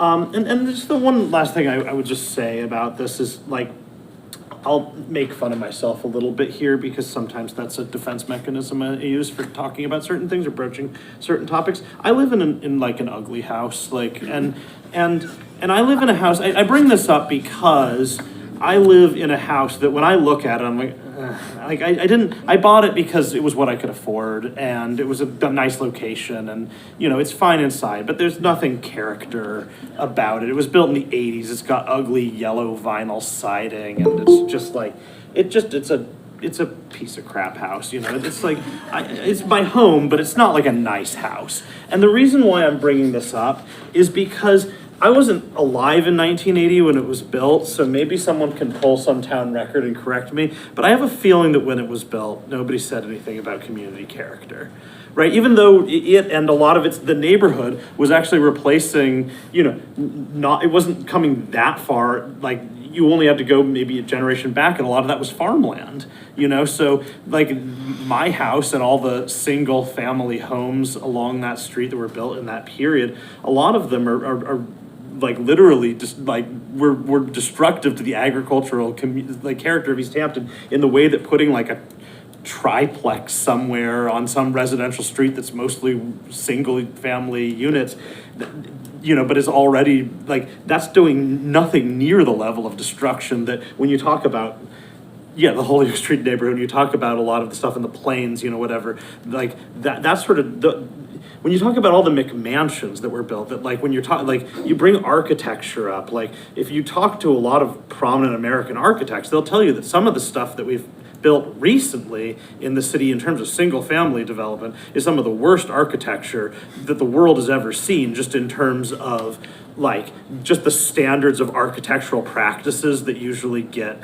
like that an architect would normally be thinking of in terms of like the cost used to develop a space in relation to like the actual usability of the space, the durability of the building, all of the stuff. And I don't think that during these conversations, there were a lot of people saying, don't build these McMansions over on, like out in the plains, or don't build that ugly little ranch at 55 Holyoke Street, with its stupid yellow, gross vinyl siding. Like, I just don't think there was anyone doing that, right? If there were any contractors in the room, like, you need to Councilor Peak afterwards. Like, I'm just bringing this up because I think that we just need to be real about the specific political context in which this conversation comes up. It comes up because people don't want to live around certain types of people, and they start to say, oh, I don't want this multifamily development near my house because, and now we've got a housing crisis. And that's the actual political reality. The situations when I've seen people talk about community character, it's always been about certain types of houses. It hasn't been about garish, big, ugly, single-family houses. It's been about houses that are housing certain sorts of people that maybe they don't want to be their neighbors. And I just want to be I don't want that to get lost in the conversation about about this, that there's a lot of housing that was built that when it was built, there was nothing like it, right? And that's also, sorry, I know I'm going, but this is I feel like this is important. The other thing is the reason why houses are built the way that my house was and not that they're not beautiful brick houses like they used to be is because economics changed, supply lines changed, change. The people, the actual skills of artisans and contractors and construction workers and the tools available to them change. And so it's probably in the future there's going to be houses built in Easthampton that look completely different from anything that currently exists here because materials and building science and best practices are going to shift. And I don't want to make sure that we don't end up putting ourselves under a little glass bubble of just saying okay, whatever happened in the 1800s is cool and we can't do anything new because that would destroy the character of the city. Because when the city was built, there wasn't any colonial houses here until there wasn't any of the row houses that housed all the factory workers until there were. I don't know, things change. So sorry, I've been ranting for a while, but I kind of feel like this is just relevant maybe. Yeah. Economics change, my house on Bryan Avenue, it was built after the war, right? I think there's differing circumstances in which houses, we have I'm not sure if I'm saying a Kwanzaa hut on our street, right? If that's a character, right? That I haven't seen anywhere else in Easthampton, right? So I think to Councilor Peak's, point, I think times change, economics change, science changes, right? So I think that all of those things are relevant to the time, but I see Chair Jamrock McQuaid's hand up.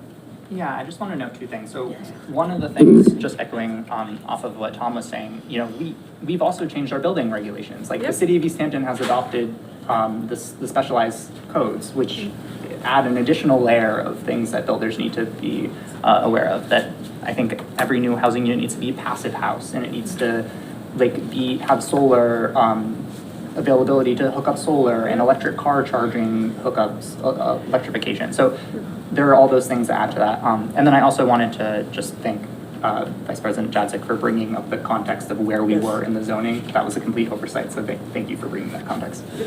Councilor Newton. Yeah, I really appreciate what you said, Councilor Peak.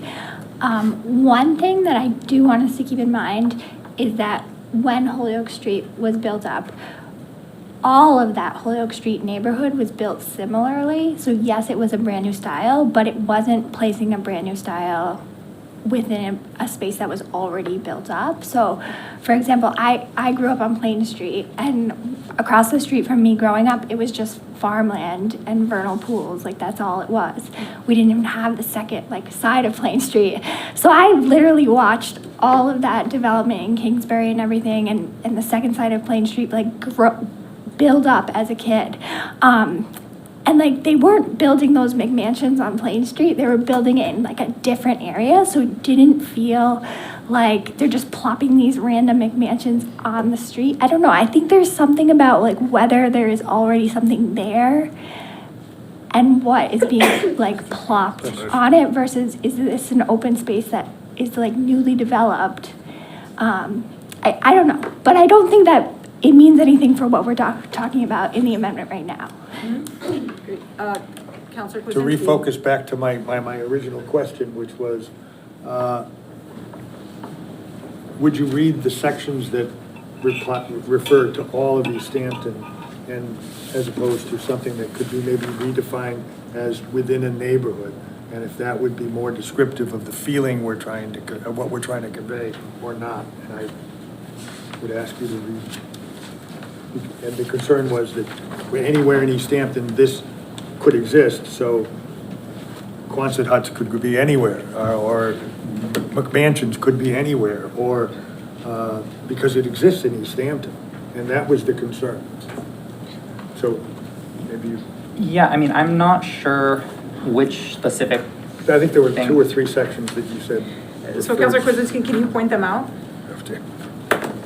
Okay, I think I know. So the ones in section 10.512.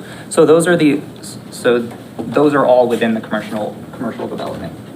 Within commercial development districts. Yep. Or commercial development, like a commercial development, not necessarily a district, but a commercial development in a district. Which typically has less concerns than something that would impact residential neighborhoods, if that's truly limited. Yeah, because like Councilor Peak mentioned, we have a table of use that defines which zones certain businesses or different types of land use are allowed. That's good. The concern was that we didn't want to have something that somebody could drive a truck through our zoning regulations and do something entirely different than what was intended. So thank you for the discussion. Any other comments? So we have a motion and did we already do? Yeah, we have a motion. I'm sorry, where are we? We have a motion and a second. All those in favor? Aye. Opposed, abstained, motion passes. Great, thank you, Chair Jamrock McQuaid. Thank you, guys. Also certainly want to thank the Housing Partnership for all of the work that was done on this. I think that this, just kind of really echoing from the planning board's comments, I think that this is going to make their work a little bit easier and a little bit more straightforward. So certainly appreciate you and certainly appreciate Planning Director Manuel for all of the work that she has done to guide this process. So thank you so much. We'll be back. We have more. There's more to come. There's more to come. Yes. And the other ones are even more fun. Thank you so much. So we have an interdepartmental transfer request. I will turn that over to Chair Peak. Thank you, Mr. President. So we have an interdepartmental transfer request from the CPA undesignated fund balance to CPA administration expenses for professional services such as appraisals and planning support. There's a certain amount of the CPA our CPA revenue that we bring in every year that we are able to spend towards administrative expenses. We are still well under we're well under the maximum, and I think we're probably still under the average, but there were just I'm sure Ava will probably be able to describe it in more detail, but there was a handful of things that happened this year. One of them being the community preservation plan that we did for the first time in a decade, even though we're sort of supposed to do it annually. So that took some resources. There were some other things, and so the administration expenses just coming into the end of the year, that account's a little bit short. So just to take care of that, we were going to appropriate $7,950 from the undesignated fund. So. Great. Ava, would you like to speak on this matter? Sure. Hi, councilors. Ava Gerstal, CPA coordinator. And so I think Councilor Peak addressed it well. There were a few additional administration expenses. We did an appraisal for an open space possibility that may be coming in front of the CPA in a future quarter. We worked with PVPC on a big professional revamp of our preservation plan. They put together some really nice materials, including a really beautiful map that we'll be able to use for years to come. There was some considerable printing expenses because we did our best to really advertise the preservation plan as widely as possible. And we have our Community Preservation Coalition dues, which are just our state organization dues. They provide technical assistance to the Community Preservation Act, and they're really a vital resource. So that $5,500 number was what we appropriated with the budget. We didn't know about most of these expenses last February when we wrote the budget in February of 2025. So that's why we asked for this transfer now. And any of the funds, the $7,950 is an overshoot, and those will be returned to undesignated at the end of the fiscal year if they're not spent. Great. Questions from counselors? Seeing none. Comment from the public? I see a hand. Julie, can you please state your name and address for the record? Hi, Julie Thomas, Concord, Easthampton, Precinct 1. So a couple of things is, what is the balance now in the CPA fund before you approve this? Secondly is, when you stated it's an overshoot, when Ava stated that, shouldn't this be a line-by-line item so you know exactly what it's being spent for? And lastly, I am going to request, and I know I brought this up at the April 22nd meeting for CPA budgets, because we constituents do not know what was collected every fiscal year because it's not put on the website. Ava said that she does have that information and that it does change frequently. She says she has a spreadsheet, but we need to know what is being collected, what is being spent, what it's being spent on, and what is the balance. How can we get that? I understand that on the website, and Councilor Denham, I'm sorry, you asked her on the website and you felt as though it was transparent on the website. Only on the website is what is being spent, like with the church clock. That is the only thing on there. That information, again, is available, as Ava said, at that April 22nd meeting, but because it's updated frequently, it's not posted. At a minimum, they should be posting these every time after a CPA meeting. Great, thank you, Julie. So there was a lot of this that goes beyond the public hearing, but can you provide the balance? Absolutely. So the balance in the undesignated fund, so there's two appropriations that are coming in front of you that the CPA committee has already recommended. So I don't have the balance offhand without those two recommendations, but it is to the tune of $640,000 approximately. After those appropriations go through, if they go through the city council, the balance will be $400,000. Sorry, just doing some mental math. $400,090. So there's plenty in this account for this interdepartmental transfer. Okay, great. And in regards to the overshoot, can you speak to if it's an overshoot, why isn't this like a more accurate spending? Right, so we put this interdepartmental transfer together a couple months ago. It was delayed coming to you for a variety of reasons, mostly administrative. These funds are coming from the undesignated fund and they'll be returned to the undesignated fund at the end of the fiscal year.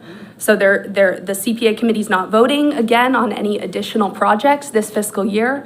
Those funds will just be returned at the end of the fiscal year. Okay, great. And just for reference, how do people find the budget and spending on the website? So the budget of the CPA committee is shared. The revenue and the available funds are shared every CPA committee meeting. Those are typically the third Thursday of each month, and they're recorded and posted online as public meetings, and that the available balances are shared. Great, thank you. And that's all online as well? The available balances, we don't keep a live document online because it does change so frequently. Okay, great. That's very helpful to know. Other comment from anyone in the room?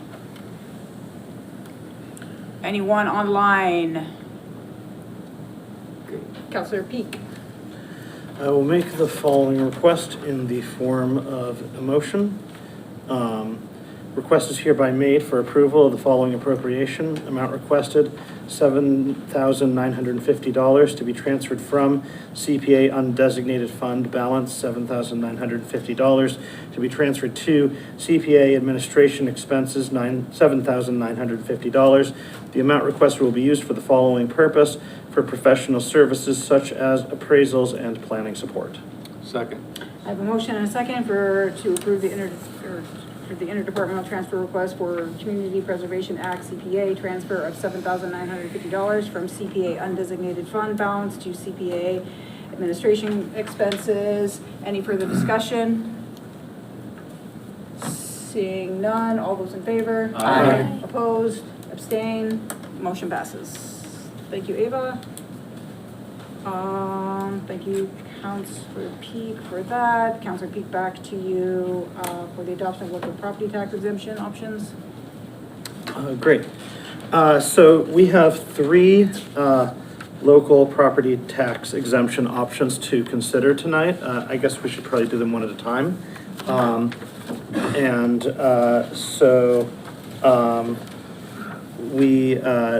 The one, they're all under Mass General Law, Chapter 59 and Section 5. And so the first one is Clause 17F, which is an annual cost of living adjustment for certain exemptions. And so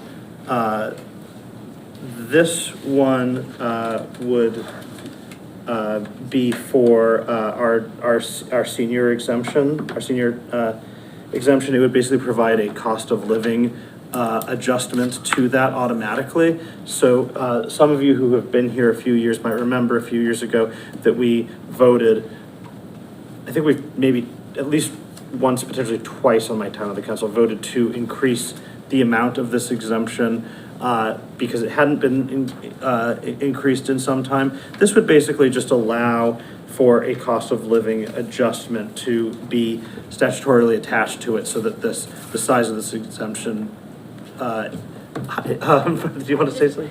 I just wanted to speak, it's a specific exemption, which is 17D Sorry, excuse me. currently. Sorry, please state your name. Martha and your Leamy, role. Principal Assessor, sorry.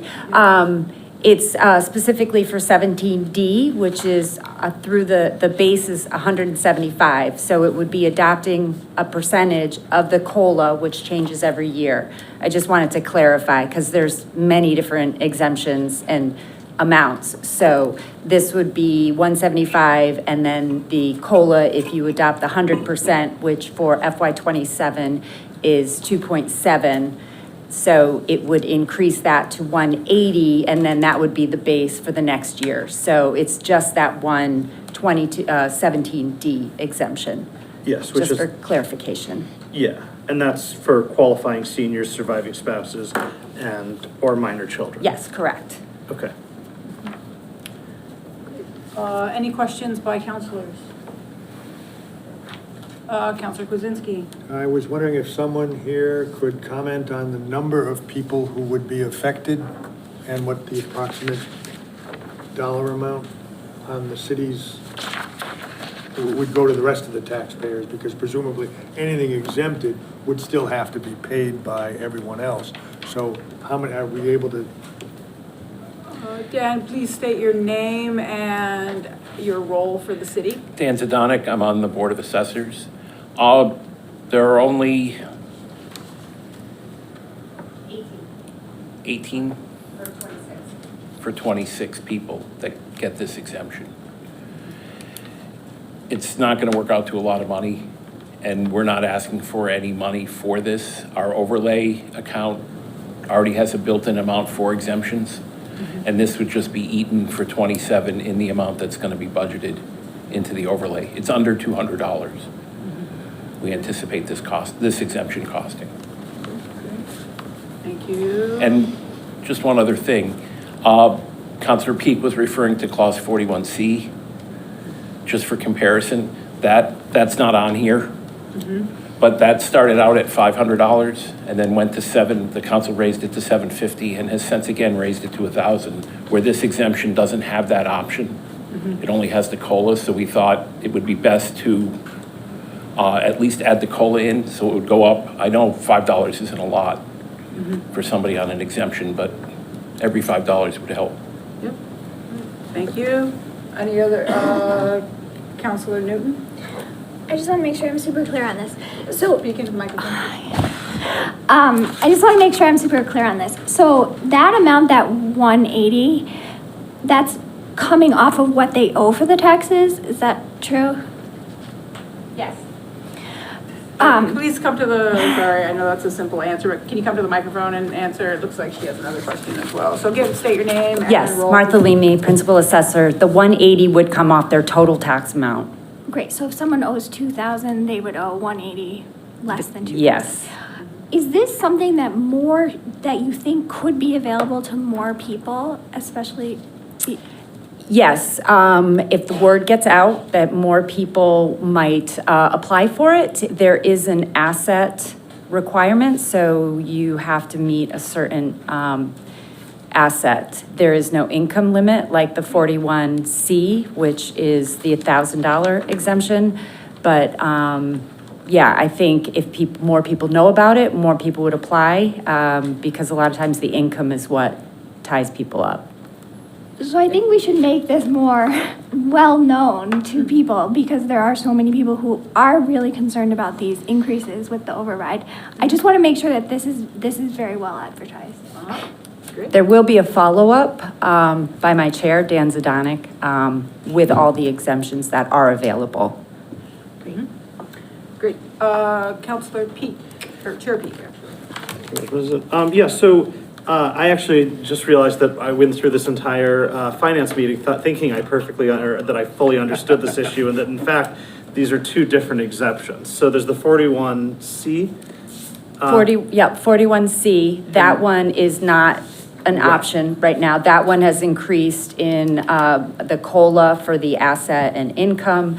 It has decreased the age limit from 70 to 65. There's a few more options that cities and towns can, words just gone, that can adopt. Okay, so just to make sure I understand though, that one is for people that are under a certain income limit. This one only requires there's people are under a certain asset limit, right? Yes. That assets, could you just describe what that asset limit is a little bit, if you have that in front of you? I do. I have my pamphlet.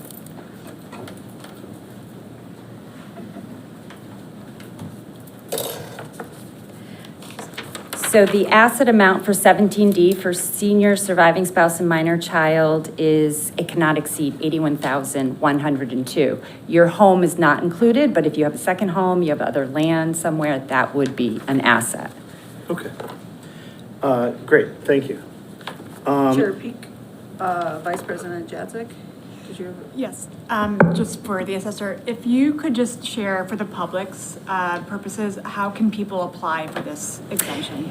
You can call our office, 413-529-1401, and we can go over what is required. There are requirements, bank statements. We can mail you an application. After July 1st, they will be available for FY27. It will get applied to your third and fourth quarter when the tax rate comes out and new values are finalized. It'll be on our website after July 1st.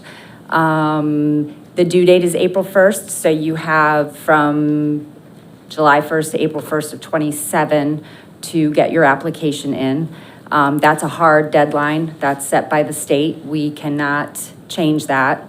So yeah, call us. They'll be available at the senior center and on our website under the assessors page. Chair Peak, sorry, I thought she wanted her to ask a clarifying question, so. It's all good. Yeah, the other question that I have is, just to make sure I understand this, by adopting this MGL and applying this COLA, this would then continue to apply in ongoing years, right? So this isn't just for this year, it's No, next yep. year that That amount would becomes the continue base, to the go up. 180 becomes the base, so Okay. it will increase slightly, but 175 just seems like it's almost embarrassing. Great. Any other questions? Councilor Jamrock McQuaid? Yeah, I just have a clarifying question because the clause 41C was mentioned. Has the city adopted that yet? We have 41C, it's, we go by 41C, but 41D is where the city adopted the COLA for the income and assets. Okay. Yeah. Thank you. It's not totally related to this, but. Yeah, it's not related. Yeah. Any other questions, comments from the public in the room? Comment from the public online? Seeing none, Chair Peak? I would make a motion to adopt Mass General Law, Chapter 15, Section 5, Clause 17F, Annual Cost of Living Adjustment for certain exemptions. Second? So I have a motion and a second to adopt MGL Chapter 59, Section 5, Clause 17F, Annual Cost of Living Adjustment COLA for certain exemptions. Any further discussion? Seeing none, all those in favor? Aye. Opposed, abstained, motion passes. Chair Peak? Okay, this next one is Clause 22G, which is an exception to requirements for legal and sufficient beneficial interests. So this is dealing with a pretty specific set of circumstances that perhaps I can do my best to describe it, but maybe it would be better if Daniel did. Dan, again, state your name and role for the city. Dan Zidonic, Board of Assessors. This clause,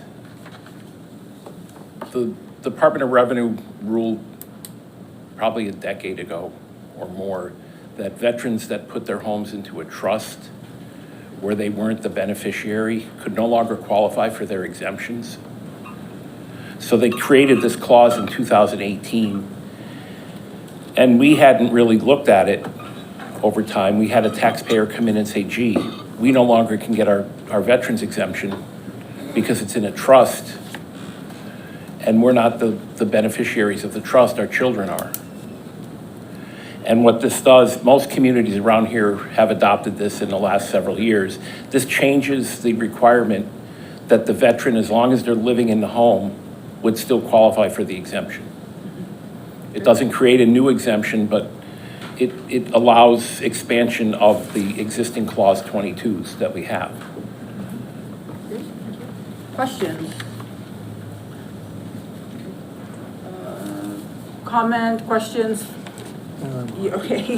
Just to put it on record, Councilor Kwasinski? we expect that there'll be at least one person and not many more who likely will come in Dan to ask Zidonic? for this. Yeah, go ahead. Yes, there's one person for 27, fiscal 27, that we know of that would come in and be able to get this. That person is 100% disabled. They get their full taxes waived. So that is fully reimbursable by the state. So there's no cost for that. We're not sure how many 10% 10 to 90% veterans, disabled veterans are out there that would be able to get it, but that's a $400 exemption. Question, comments from the public? Comments online? Chair Peak?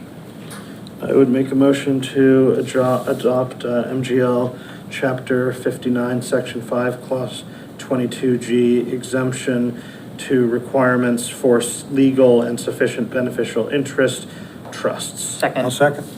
I have a motion and a second to adopt MGL Chapter 59, Section 5, Clause 22G, exemption to requirements for legal and sufficient beneficial interest trust. Any further discussion?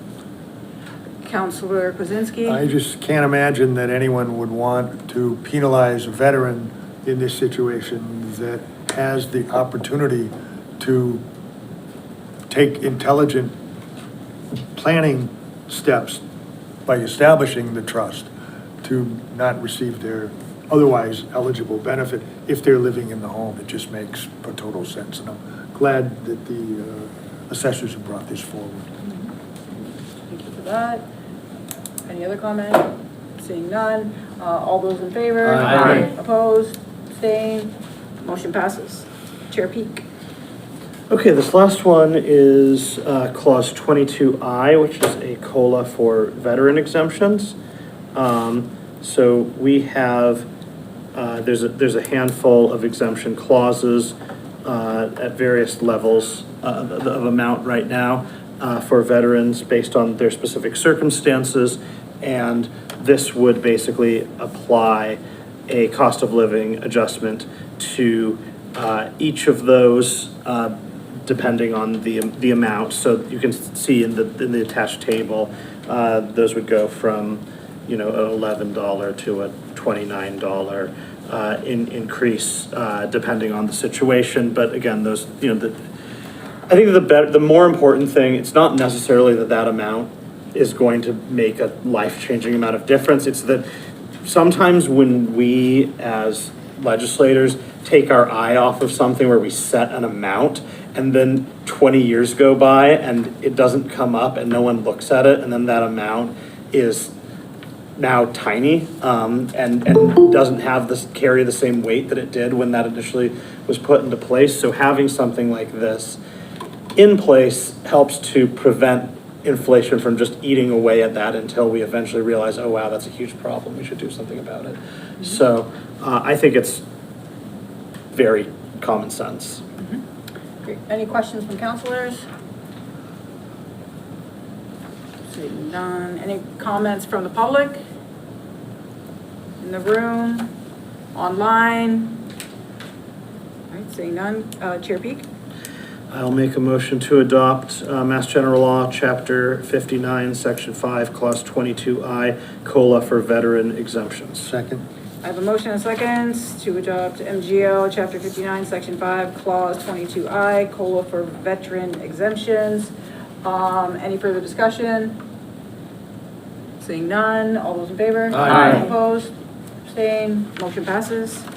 Thank you for that, Chair Peak, and you also have a supplemental appropriation, so Chair Peak again. Yes, thank you, Madam President. So yeah, this we spoke about in finance at our last meeting after talking about the budget. I think the council is largely aware of the circumstances where the cost of our healthcare increased in the middle of the fiscal year by a lot more than we had budgeted for. And so this would be to take $870,000 of free cash to put it into our 32B health and dental insurance accounts so that we can make that whole for the fiscal year. I don't really think we have much of an option here. I don't think that not paying this is a responsible or potentially even legal thing to do. Obviously, nobody is excited about these cost increases and the cascading effects they continue to have on our city. Director Russo, I see you online. Would you like to speak to this? Yes, I'd like to just give a little bit more context. Thank you, Councilor Peak. Can you please state your name and role for the city? Yes, Emily Russo, I'm the Human Resources Director for the city. And we had budgeted for an 18% increase for July 1, and then due to a couple circumstances with health insurance, we had a mid-year increase in October of an additional 20%. So originally, based on that unexpected 20% increase mid-year, we were thinking we were going to have to appropriate about $1.2 million. So, I mean, as much as this is a large amount of money, I am happy to say that we're coming in lower than we originally thought.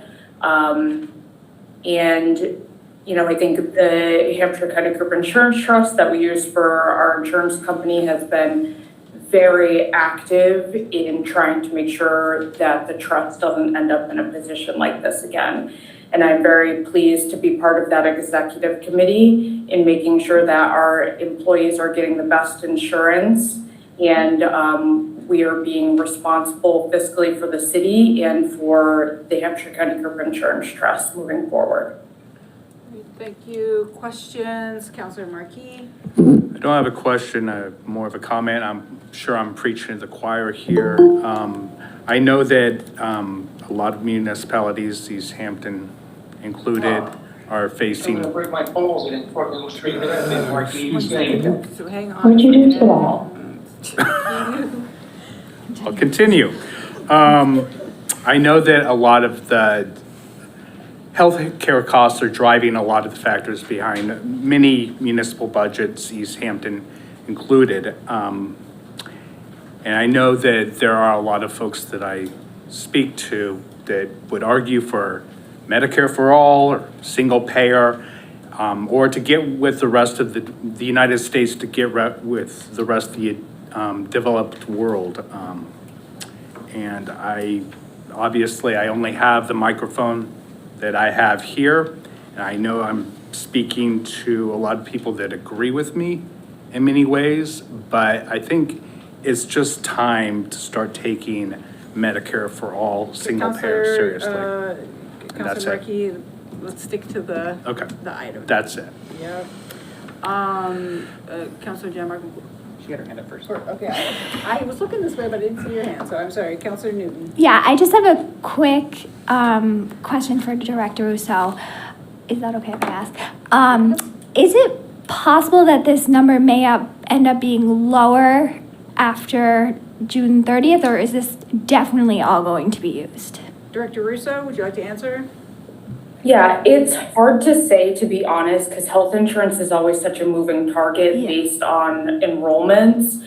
So with calculating with the city auditor, this is what we anticipated would get us through the remainder of the fiscal year. This is going to cover us for the months of June and July, because we pay 1 month in advance.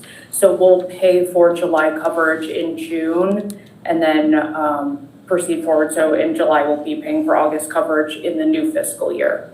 Can I ask a follow-up? Councilor Newton, follow-up? And then, so if you don't end up having to use all of it, it will just go back to free cash for next year. Is that true?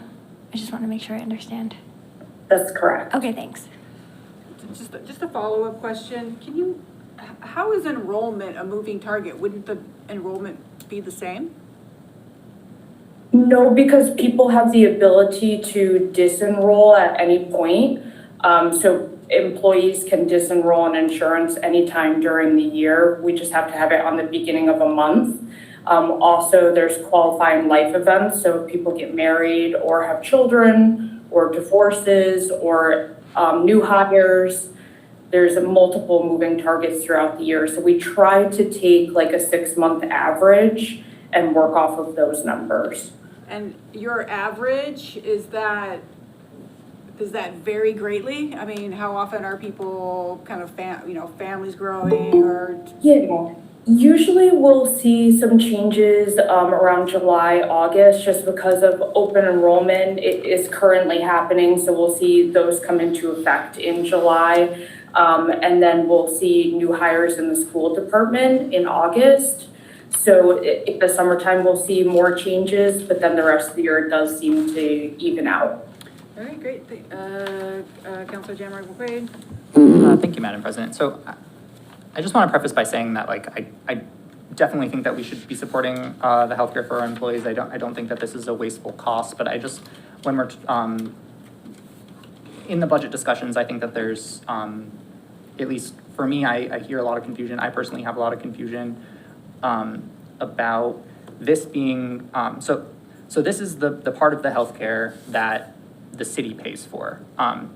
Can you explain what the formula is for what the employees pay?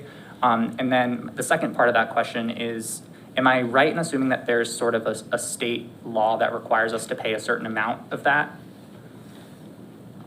Yes, so with the city of Easthampton, we pay 75% of active employees' health insurance, and then we pay 50% of retirees' health insurance.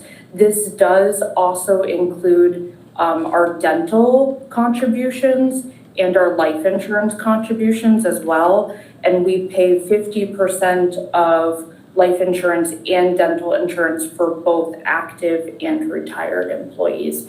And there is a state minimum that a city would need to pay. I will be honest, I don't know that number off the top of my head, but we also do have this in collective bargaining agreements with many of our unions.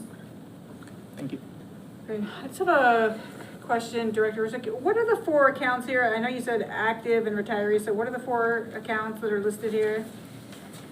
Yes, so they are broken up into, we have our active school employees, active city employees, retired school employees, and retired city employees.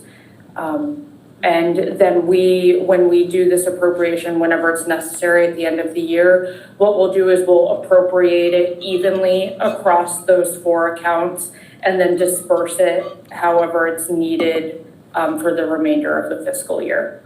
So that's why they're listed, that's why the amounts are all the same for all 4 accounts. That's correct. Any other questions? Comments from the public in the room?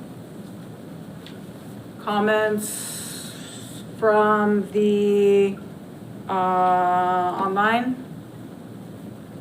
Oh, that's an admit, okay. Chair Peak? All right, I'll make the following supplemental appropriation in the form of a motion. Request is hereby made for approval of the following Actually, before I do it, I just want to say something that I keep harping on this. When these appropriations come to the council, it's really helpful if we have the names of the accounts and not just the numbers, so that it's just easier for us to talk through this process. Otherwise, I'm just reading off a bunch of numbers. I'm going to do that, but if we could please just try and not do that going forward, that'd be awesome. Okay, I'll make the following supplemental appropriation in the form of a motion. Request is hereby made for approval of the following appropriation. Amount requested, $870,000 to be transferred from free cash, $870,000 to be transferred to 4 accounts of 32B health and dental insurance, each starting with 001.9140. So the first one is 5600, $217,500. 5601, $217,500, 5742, $217,500, and 5743, $217,500. The amount requested will be used for the following purpose: to cover the remaining health and dental insurance premiums for coverage for June and July 2026. Second. So I have a motion and a second to transfer from free cash $870,000 to 32B health and dental insurance for active school and city employees and retired school and city employees. Any further discussion? Seeing none, all those in favor? Aye. Opposed? Abstained? Motion passes. Thank you, Councilor Peak. And the last item, general ordinance amendment proposing a wetlands protection ordinance. I will turn that over to Chair Jamrog McQuaid. Thank you, Madam President. So I know that we have our conservation conservation agent here that can speak to this in much better detail than I can, but I just want to give broad context. So this proposed ordinance is a product of over 4 years of work. So the wetlands, the Easthampton Wetlands Working Group started on this back in 2022. They have done a ton of public information sessions, reaching, especially recently, reaching out to the public. Just to give a little bit of context of what of the ordinance. So this would expand on the protections of the Massachusetts Wetlands Protection Act to better protect specifically isolated wetlands, upland streams, and vernal pools. Over 220 municipalities across the state have adopted these ordinances to expand on the gaps that the state law leaves. As Conservation Agent Gersel will probably mention, the Conservation Commission has seen the real consequences of not having a local ordinance. So developments that are built too close to the wetlands, flooded basements, and developments built on unprotected wetlands. I also want to add that this is a key piece of our local climate resilience agenda. So as wetlands, they provide a critical natural flood protection by absorbing the excess water and storm runoff, and they also help to sequester carbon, which is huge. And then I'll also add that in our city climate action plan, we have identified municipal action number 29, which reads, develop a wetlands ordinance to protect and enhance the carbon sequestration and resilience co-benefits of these natural assets. So that's that context. I'll also add that the committee voted 3-0 to recommend this to the full council. And if it's okay with you, Madam President, I would turn it over to the conservation agent. Yep, Conservation Agent Gersel has a new hat on right now, so if you would like to speak to this, that would be helpful for the public. Absolutely. Hello, counselors again. Conservation Agent Ava Gerstel. Is it possible to make the presentation larger just for the public? While that's happening, I can just say there's several copies of the full ordinance over there, the draft fee schedule, an introductory letter to the community, and a QR code if you'd like the ordinance on your phone while we talk about it. Is that helpful? Awesome. That's as big as we're going? Perfect. Okay. All right. So the Easthampton Wetlands Ordinance. So as Councilor Jamrod McQuaid noted, the Easthampton Wetlands Working Group began this draft in 2022. There has been a desire for a wetlands ordinance for several years before that. I would say decades before that. Previous attempts to work on one had failed just due to lack of capacity. It was a substantial undertaking. It took this working group 4 years to do. Our working group had 4 members, 2 commissioners, the chair of the Easthampton Conservation Commission, Julie Busa, who's here, and Commissioner Deborah August. The conservation agent, so before me, conservation agent Cassie Traggart did a lot of really good work on this for the first 2 years, and a local professional ecologist who lives here in town, Tom Lotzenheiser. And the impetus for this wetlands ordinance, particularly this draft, was driven by two major reasons. The first was that the Conservation Commission experienced firsthand the shortcomings of the State Wetlands Protection Act in the post-pandemic development boom.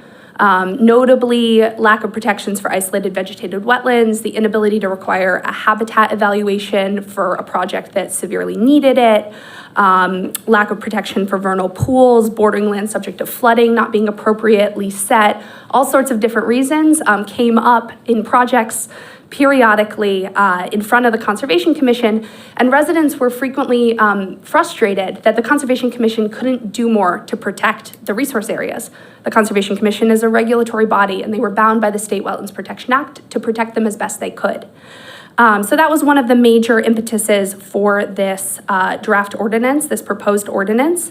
The other is a forward look, looking at our changing climate, knowing that we have increased flood events coming down the horizon towards us here in Easthampton, knowing that our wetlands need space to be able to move in order to manage those flood events and to grow and just to be adequately protected. As Chair Jamrod McQuaid noted, wetlands ordinances are really quite common. 220 Massachusetts municipalities have adopted them. And when the Wetlands Protection Act was written in 1972, it included this very key line that said, you know, nothing contained in these regulations should be construed as preempting or precluding more stringent protection of wetlands or other natural resource areas by local bylaw, ordinance, or regulation. There was really an understanding at the state level that these state regulations were going to be the broad framework, and that communities should go beyond them to protect their resources as specifically needed in their community. So, you know, not the regulations needed on the Cape are different than out here, and there's nuances to groundwater in each community that requires this individual ordinance process. Also, it's just very much in the spirit of home rule here in the Commonwealth. All right, so you already noted this, but that it is in alignment with our 2024 Climate Action Plan. It's action item M29. It also was drawn out in the 2021 to 2031 Easthampton Open Space and Recreation Plan as the third action item in support of goal number 5, groundwater and surface water are protected as clean and abundant resources. So this proposal is very much in alignment with long-term city goals and city planning documents. So now we're going to go through a couple different resource areas, and I'm going to do a bit of a compare and a contrast for the councilors and for the public, how these resource areas are protected under the Wetlands Protection Act, so how they're currently protected under the state law, and how they would be protected under our proposed ordinance. So we're going to start with vegetated wetlands. If you think of a wetland in your mind, you're probably thinking of this kind of resource area. We're talking a marsh, a swamp. They're defined by soils, plants, and hydrology. And we have two kinds. We have bordering vegetated wetlands, which are those marshes, swamps, etc., that border on a stream, a flowing body of water. And we have isolated vegetated wetlands, ones that do not border on any kind of flowing body of water. Currently, under the state law, bordering vegetated wetlands are protected, and there are no protections for isolated vegetated wetlands. This is a really critical gap in the state regulations. As well, in the state regulation, there's a one-to-one replication requirement. So if you have to impact a wetland, if your project cannot move forward without it, let's say you have a home on some upland and you need to cross a wetland to build your driveway to access that, there's a one-to-one replication requirement currently under the state regulations. In our proposed wetlands ordinance, the changes are we would add the same protections to isolated vegetated wetlands as we have to bordering vegetated wetlands. So they would be treated the same. They'd be defined by those same three characteristics: soils, hydrology, and vegetation. And they would have the same protections, the same presumptions of significance, the same functions and values, which we know they have. And there would also be a 2-to-1 replication requirement for bordering and isolated wetland combined. So let's say you're going to impact, 300 square feet of isolated vegetated wetland and 100 square feet of bordering vegetated wetland. You would have to replicate 800 square feet elsewhere on the site. We're going to move through these resource areas, and then I'm happy to go back to slides to clarify as councilors have questions. So next, we're going to talk about land subject to flooding. Again, there's two types. There's bordering land subject to flooding, so bordering on a river like the Manhan or Broad Brook or the Oxbow, and there's isolated land subject to flooding. So these are just places where water frequently floods, it frequently holds substantial water.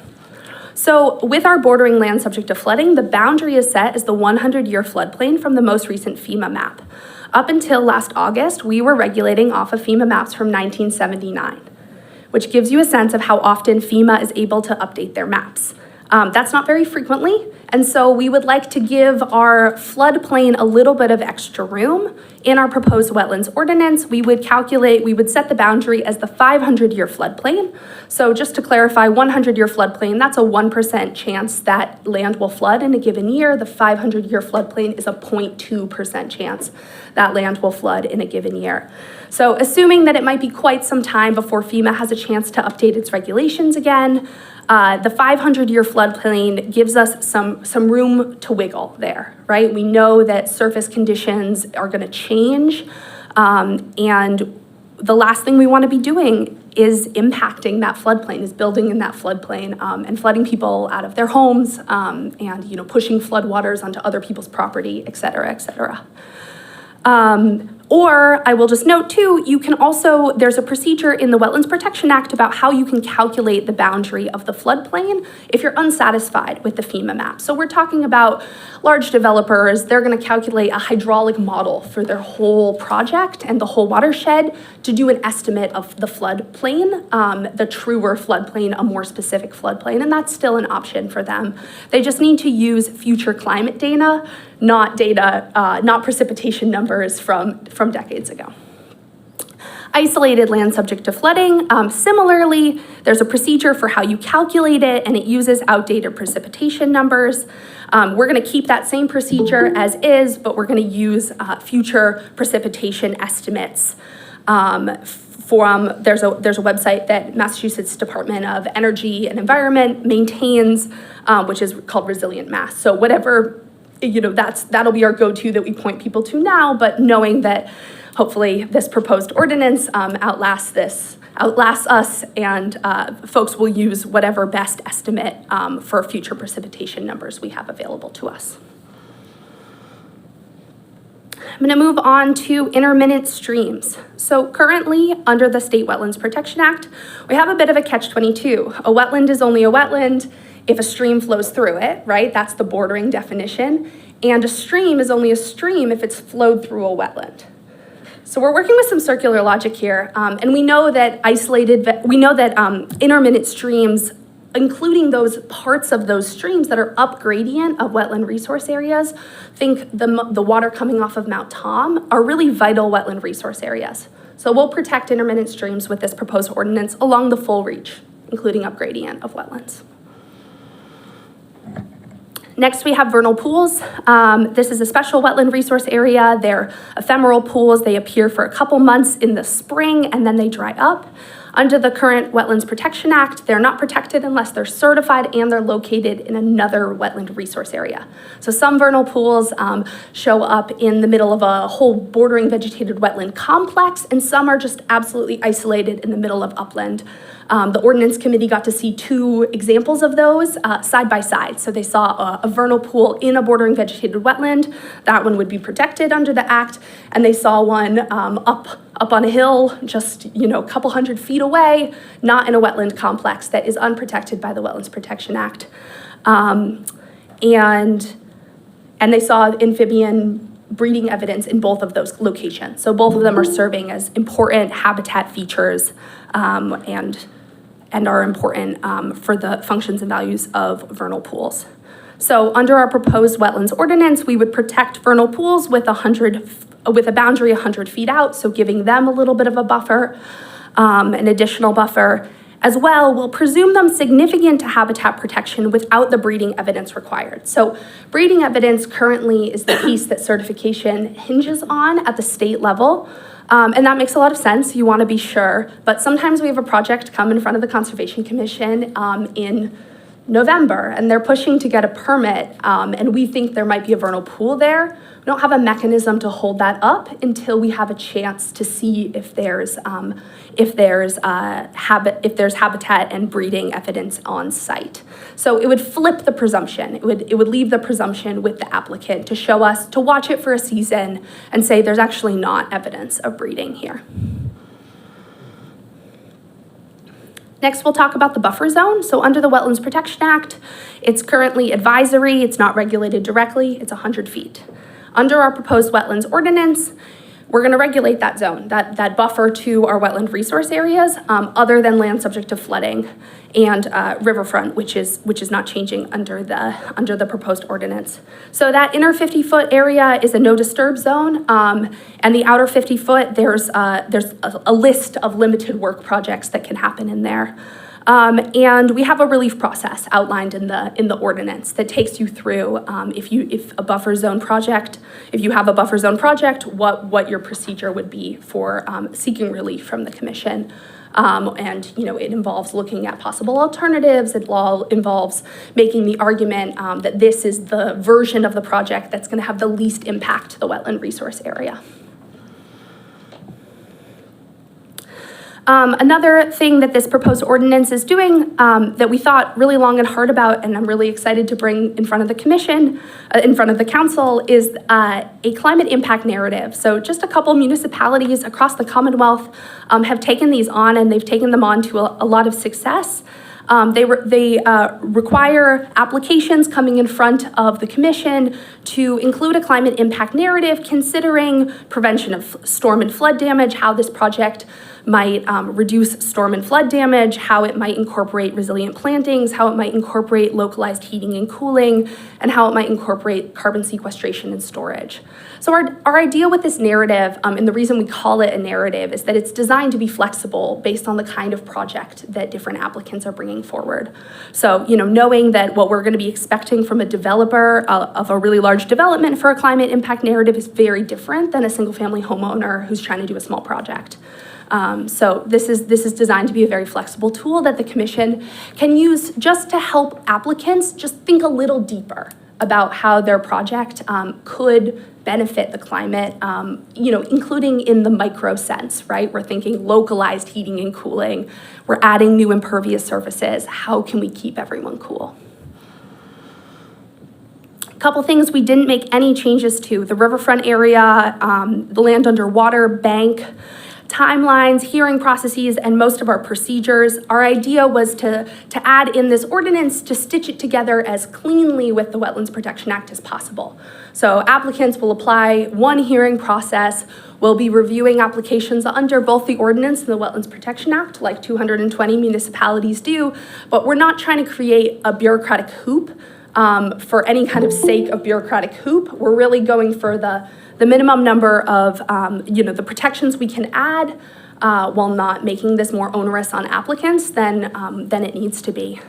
The added procedural changes, we did add, I think, really highlight that. We have an ability to fine if enforcement orders are not complied with. Currently, our only option with enforcement orders is to pursue legal action, which I think fining is a really important middle step. It would not be the first thing we would go to. Typically, the Conservation Commission issues cease and desist letters, then they elevate it to an enforcement order, and then fining would be kind of our next move. So a really important step before trying to take legal action against the person committing the wetland violation. There's modest additional fees proposed.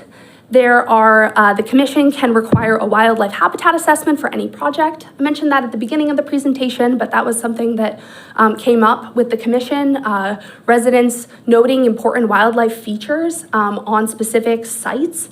And there's a procedure in the Wetlands Protection Act for what a wildlife habitat assessment looks like. So letting the Conservation Commission call that in at their discretion when it seems like a project might impact wildlife. And there's a new simple additional form to cover these new resource areas. And now we're up to questions. Councilors, questions. Councilor Schmidt. Thank you. You mentioned in your presentation an often out-of-date FEMA floodplain map. I was wondering if there were other resources available that the public might be able to use to understand what are wetlands in Easthampton, either because they're planning something or curious. Yeah, a great question. Mass Mapper is a great resource. You can turn on the layers for DEP wetlands and the National Wetland Inventory, as well as, the locations, the polygons for rare and endangered species. I want to add a huge caveat to Mass Mapper, which is to say there is no state there is no state complete wetlands map, and very frequently Mass Mapper undershoots in terms of extent of wetlands. It's really a crude tool. It gives us a sense of what might be there, but I can think of dozens of times I look on Mass Mapper, there's no wetlands on site, I take a look, I got a building permit, that I'm reviewing, I take a look and I'm like, oh, there's a wetland right here. So it's a good first step, but consulting a professional or calling your conservation agent is really the best way to figure out if you have wetlands on your property. That was a plug. Councilor Peak was first. I didn't see your hand. Councilor Peak. Thank you, Mr. President. I think I understand almost all of this. Could you help me understand the logic of the 2-to-1 replication requirement? Yeah, absolutely. So replication, wetland replication, it's a complicated subject and it's hard to do well. So I will say one of the motivations with the 2-to-1 replication area requirements is to just demotivate people from impacting the wetlands unless it's absolutely necessary. So it is a bit of an incentive to give them the buffer they need to not impact them directly. If you do have to do wetland replication because there is just no other choice than to impact those wetlands on your resource area. The 2-to-1, frequently a part of a wetland replication area will have more success than others. Perhaps part of it is better tied into the hydrology of the area, or it got, enough of the correct vegetative matter planted to survive. So it just gives them more room to aim for success. But wetland replication areas unfortunately fail a relatively high percentage of the time. There's a good paper about it that analyzed wetland replication areas from 1972 to present, put out by UMass, that is really interesting. Thank you. Follow-up. Councilor Newton. I was actually going to ask, can you just give a brief overview of what a replication is, because I do not understand that. Yeah, totally. It involves, so it's going to be overseen by a wetland scientist. It's a relatively technical procedure. It's going to involve excavating down to the groundwater level or a little bit above it, translocating hydric soils, probably from your area of impaction, and then planting wetland vegetation to try to get it to colonize over. You're typically connecting it to an existing wetland. You're not building, particularly these days, we don't build just like little isolated vegetated wetland replication areas because they have really low rates of success. So if you can tie it into an existing wetland, you're going to have a better chance of success. Good. Any other questions from councilors? Comments? Councilor Kwasinski. I'm definitely not an expert in wetlands replication, but I understand that sometimes it doesn't take.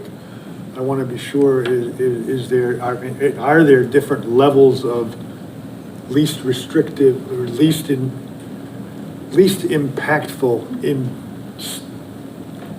method other than doubling the criteria? Is there, for example, a way to say, listen, just pick some numbers, or they could be well off. 100 square feet of replication area required, and we found a great spot for it, and you find after a year or two that it didn't take. What other steps can you do to make sure it does take? Can you order a replant? Can you order a doubling of the requirement of funds available for the replant rather than a doubling of the requirement up front? So what I'm saying is set up a fund and say, listen, do your 1-to-1. But put aside another one, for example, in case it doesn't take, that there's money and funds available to do this. And that'll be refunded to you if everything takes. So there's currently monitoring requirements for wetland replication. They have to meet, typically it's 3 growing seasons as evaluated by a wetland scientist after each one, and their certificate of compliance, so the closure of their wetlands permit, hinges on that. So sometimes projects have to redo their wetland replication areas several times. I will just note for the councilors, wetland replication is not a particularly common thing. Most projects manage to stay out of the actual wetland itself. They're in the buffer zone, maybe they're in the riverfront area, maybe they're in the floodplain, but wetland replication, because of direct impact to bordering vegetated wetlands, is a relatively rare occurrence in terms of what we permit at the commission. Just off the top of my head, we have not had a wetland replication project in the 2 years that I've been here as agent. So that just gives you a sense. We've gone through a lot of permit applications, and we haven't had a wetland replication area as part of a permit. But you've never dealt with... Councilor Kwasinski, do you have another question? Yeah, well, sure, just following up. Okay. The isolated vegetative wetlands, you don't regulate at all now. in terms of, or the streams upstream of the isolated vegetated wetlands, as I understand the ordinance. Is that correct? Yes, currently So you wouldn't have any way of evaluating requests, and would there be a different number of requests maybe for those types of wetlands? in terms of impacts to isolated vegetated wetlands. Yeah. There might be, yeah. So I'm wondering if we need to use this big hammer of, we're gonna double everything, both the BVW and the IVW requirements, as opposed to setting aside funds for that work to be done. And I didn't hear you comment to that. Yeah, so the funds piece, so wetland replication is required by an order of conditions, so it's paid for by the applicant. The Conservation Commission would not be involved in the funds related to the replication area, except to say, we're holding up your certificate of compliance until this replication area is done correctly. I am gonna turn this over to my Conservation Commission Chair, who's also on the working group, Julie Busa, just to perhaps add a little more clarification. Julie, can you please state your name and role for the city? Yes, Julie Busa, 89 Maple Street, Chair of the Easthampton Conservation Commission. So to answer your question, Counselor, the other things that could be done to encourage a replication area to be more successful are actually, in our opinion, more onerous. It would require a longer lead up time. The best way to have a successful replication area is to have baseline data and monitoring that you conduct before the project, so that you really have an understanding of the existing wetlands, and that helps to inform the replication and how you make the replication area successful. Even if you have all of that, it may or may not work. Sure. But we decided that it would be more onerous for applicants to have to go through the additional time and data collection and money spent in advance to be able to really dial in how to make that replication area more successful than it would to just add an additional disincentive to impacting those areas. That's why we went with the 2-to-1 replication area. And it is something that a lot of communities are using and have had a lot of success. When we were putting the ordinance together, we looked at a lot of models from other communities that are like us, both either geographically, some of our neighbors, or other communities throughout the Commonwealth that share similar characteristics. And the 2-to-1 replication area is pretty common. Councilor Kwasinski, do you have a follow-up? I'm wondering, I'm trying to imagine development, because we're all trying to balance affordable housing, and the more housing you can have, you increase the supply, but we don't want to affect our futures and protect certainly want to protect the land. So it becomes a balancing act, and I haven't heard anything about the trade-off of how much land will be consumed and taken off the development potential. And in doing so, were there any calculations as to acreage that will not be part of that availability for our supply of housing? We don't have any calculations, but what I would tell you is in my approximately 10 years now on the commission, one of the most common stories that we hear from residents, one of the most common concerns is that their basement is flooding or their property is flooding. And in most of those cases, we look at the maps and we say, I'm sorry to tell you that your neighborhood was built in a wetland, and that's why this is happening to you. And so whether it is, whether it takes away a little bit of space for development or not, I don't have the distinct dialed in answer for that. But what I can tell you is that we're trying to keep people out of harm's way in the future. Sure. And most often, the people that are living in those homes later are not the people that built them, not the people that made the decision to put the building where it was. It's a developer. And so we're trying to stop that problem before it happens so that we don't have our residents and our neighbors living in those areas where they shouldn't have been put to begin with. Yep, great, thank you. Thank you. Chair Jamar McQuaid? Yeah, I just want to comment on something you mentioned, because I do think it's an important conversation to bring to the forefront as someone who is keenly concerned about housing production in the city. I think that this ordinance does add additional barriers. But I think that there's a very clear scientific, social, there's a good reason for it. I think when we look into our zoning as it stands today, there are a litany of additional barriers that do not have the same scientific justification. A lot of the justification behind, for example, per building unit maximum, which is part of the reason why the Sierra Vista project is 9 buildings instead of a bigger building.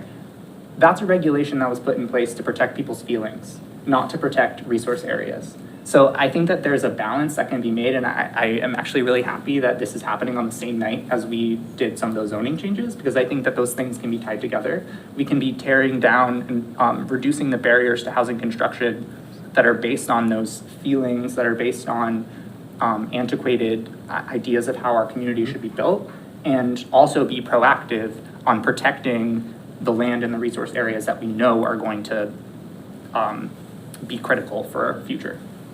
Thank you. Any other comments? Councillor Peak.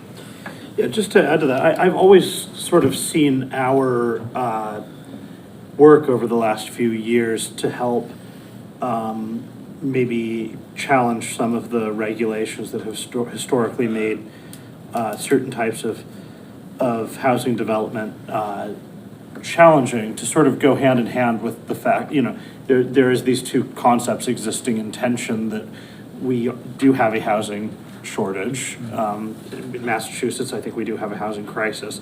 And we also want to make sure that when people are building, they're not doing so in a way that's destroying what little sort of undeveloped, land and like key wildlife habitats, exist within our community.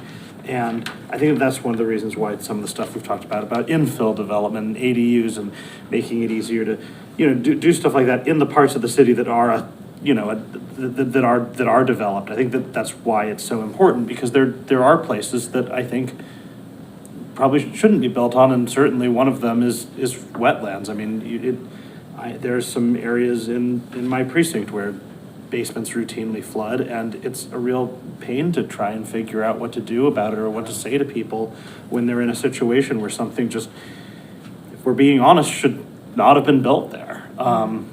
So I think that this is great. Thank you. Yeah, I think that's a really great point, and I brought this up in the meeting, in the ordinance meeting. I had lived in Brattleboro, Vermont at one point, and Keene, New Hampshire is 20 minutes away, and there was a wetland area there. They built a shopping development in there, and the very next year there were rivers of water flowing down Main Street and other side streets, et cetera, and flooding people's homes, et cetera, which cost millions of dollars in damage, right? So I think that speaks to, we're trying to prevent a problem from actually happening, because we have this ordinance which is acting as a, deterrent, from people being careless and constructing maybe in too close to wetlands, et cetera. So I think that this is, in my opinion, something that I think is, like I said, it's protecting future homeowners. Any other questions from councilors? Comments from the public?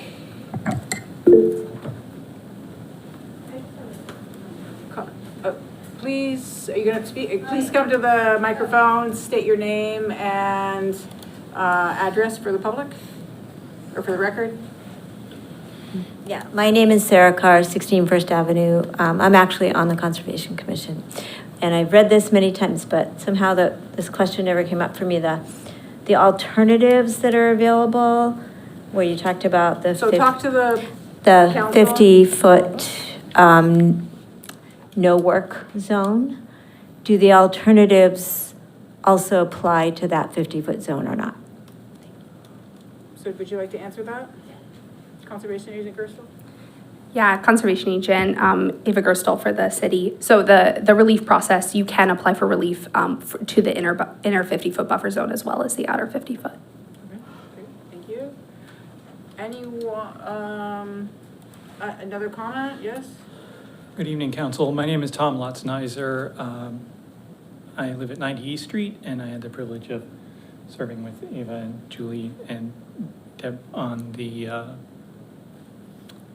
working group for this ordinance. And I just want to say that, earlier this evening, there was a lot of conversation about character, city character, sense of place, I think is an important element for what brings us here and allows us to live happily in Easthampton. And wetlands, on this spring evening, I walk out my door and I hear toads and frogs calling, peepers, gray tree frogs, they're in the wetlands. Those ecosystems are an incredibly important place for defining our sense of place here in the city and elsewhere in the Commonwealth. But Easthampton is fortunate to have an informed, engaged, intelligent, and active Conservation Commission, and reasonable Conservation Commission. And the lack of an ordinance hamstrings our commission from protecting the resources that are so important for our community. So I feel like this ordinance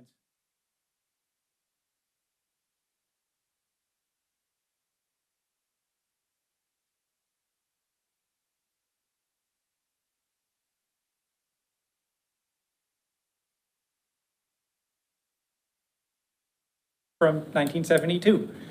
And so for the community to adopt an ordinance that is more future-looking and flexible and suits Easthampton's needs well, I think is a good thing. So thanks for your time. Thank you so much.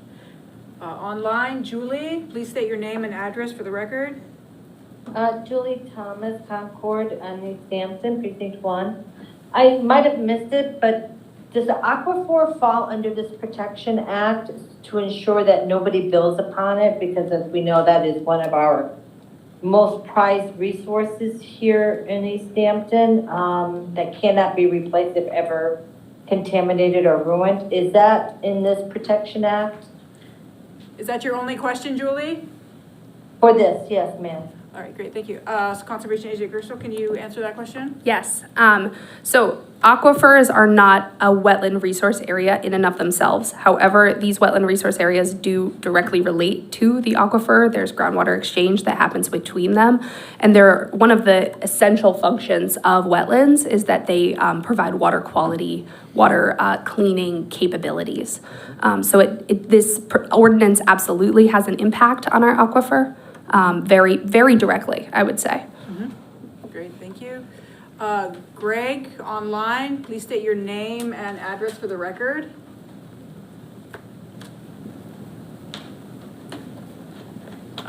Did he? I think he left. Okay.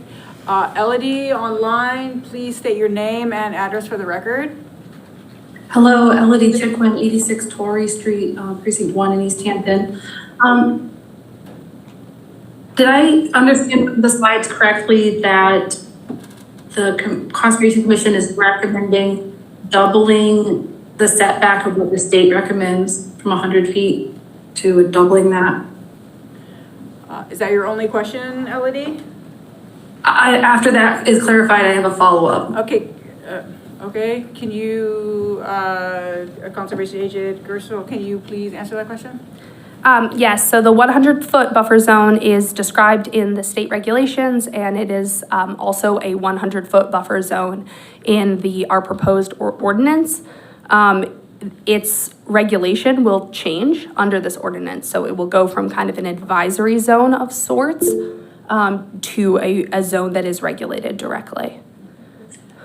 Elodie, do you have a follow-up question? We do, yes. So the impact on a 1 acre lot, it's a building lot in Easthampton, a 100-foot setback would be about a quarter of that. If it's doubled and enforced as was proposed in this wetlands, that would be half of the lot, and that would significantly impact individuals or people looking to build, even with respect to wetlands. So I just want to caution folks to really look at the impact, and I think it was brought up by one of the councilors, what is the actual impact of the land available to be built on in Easthampton and the land to be preserved? I mean, certainly for preserving for the peepers and the wetlands, but also mindful building practices for housing. Great, thank you. Conservation Agent Gerso, would you like to respond to that? Yes, I would just like to clarify that we are not doubling the setback from 100 to 200. The only place where the 200-foot number is in our wetlands protection, is in our ordinance, is where it references the Wetlands Protection Act regulations of the 200-foot riverfront area, which we've made no changes to. Great, thank you. Greg, I see your hands up again. Please state your name and address for the record. Good evening, and thank you. Greg Rashane, 12 McKinley Avenue in Easthampton. I just want to thank the Wetlands Committee for the hard work on this and the council for your consideration. And just sort of thematically, well, one specific thing I want to note is I think I heard Agent Gersten note a possible sort of delay option based on the possibility of I forget what the specific was whether it was a vernal pool or seasonal questions, right, where you could delay from November to presumably the springtime when you could review again. I think looking at those timelines from the lens of a small infill developer is worthy in that that could create a pretty extended period of carrying time if somebody has perhaps an option on a property. We could be adding significantly to the time that they might have to be paying for holding an option on land. I think it's important to consider. In general, I think I encourage the council to, in your plans, whatever you do, plan to come back to this in future years. And I think we should do that as a community. There was a report released today really pointing out the challenges of fractured wetland ordinances around the state. I don't think it's a reason to stop entirely, but I think it is a sign that we're obligated to really, examine whatever gets adopted in a year or two, see how it's actually playing out, see what the impacts are, and be open to wise fixes. I just want to submit that. So thank you all. Great, thank you so much. Conservation Agent Gerso, did you want to respond to the comment? Sure, we can say a little more about vernal pools. So the way it currently works under the Wetlands Protection Act, a vernal pool both has to be certified and located in another wetland resource area. If it's just certified, but it's not located in another wetland resource area, it has some federal protections, but not actually protections under the State Wetlands Protection Act. It's a little bit complicated. The ordinance would clarify that, would make it clearer. It just presumes significance. So if you have a depression in the ground, no inlet or outlet, there's no fish, and we believe, we have good reason to believe that it serves the functionality of a vernal pool. It's not in a lawn. We describe all of the things that it can't be. It can't be in a lawn, or just, that we have reason to presume that it is likely significant to habitat protection, without needing to be in that 6-week window that we can collect that data to go through the process of certifying it. So right now, the way the Wetlands Protection Act is written, it allows applicants to pull one over on the commission, right? To submit an application at a time when we couldn't possibly certify a vernal pool, and it leaves us in a bind. So this just flips the instruction. It puts it on the applicant to say, just make sure that there's no vernal pool here. Make sure that there isn't those important amphibians and crustaceans utilizing this vernal pool for critical habitat. Vernal pools are absolutely one of the most threatened ecosystems around our country, and we just really have a responsibility to protect them as best we can, and not let them fall through the cracks here in the city. Planning Director. Yep, Allison Manuel, Community Planning Director of Planning and Community Development. Sorry, it's a long day.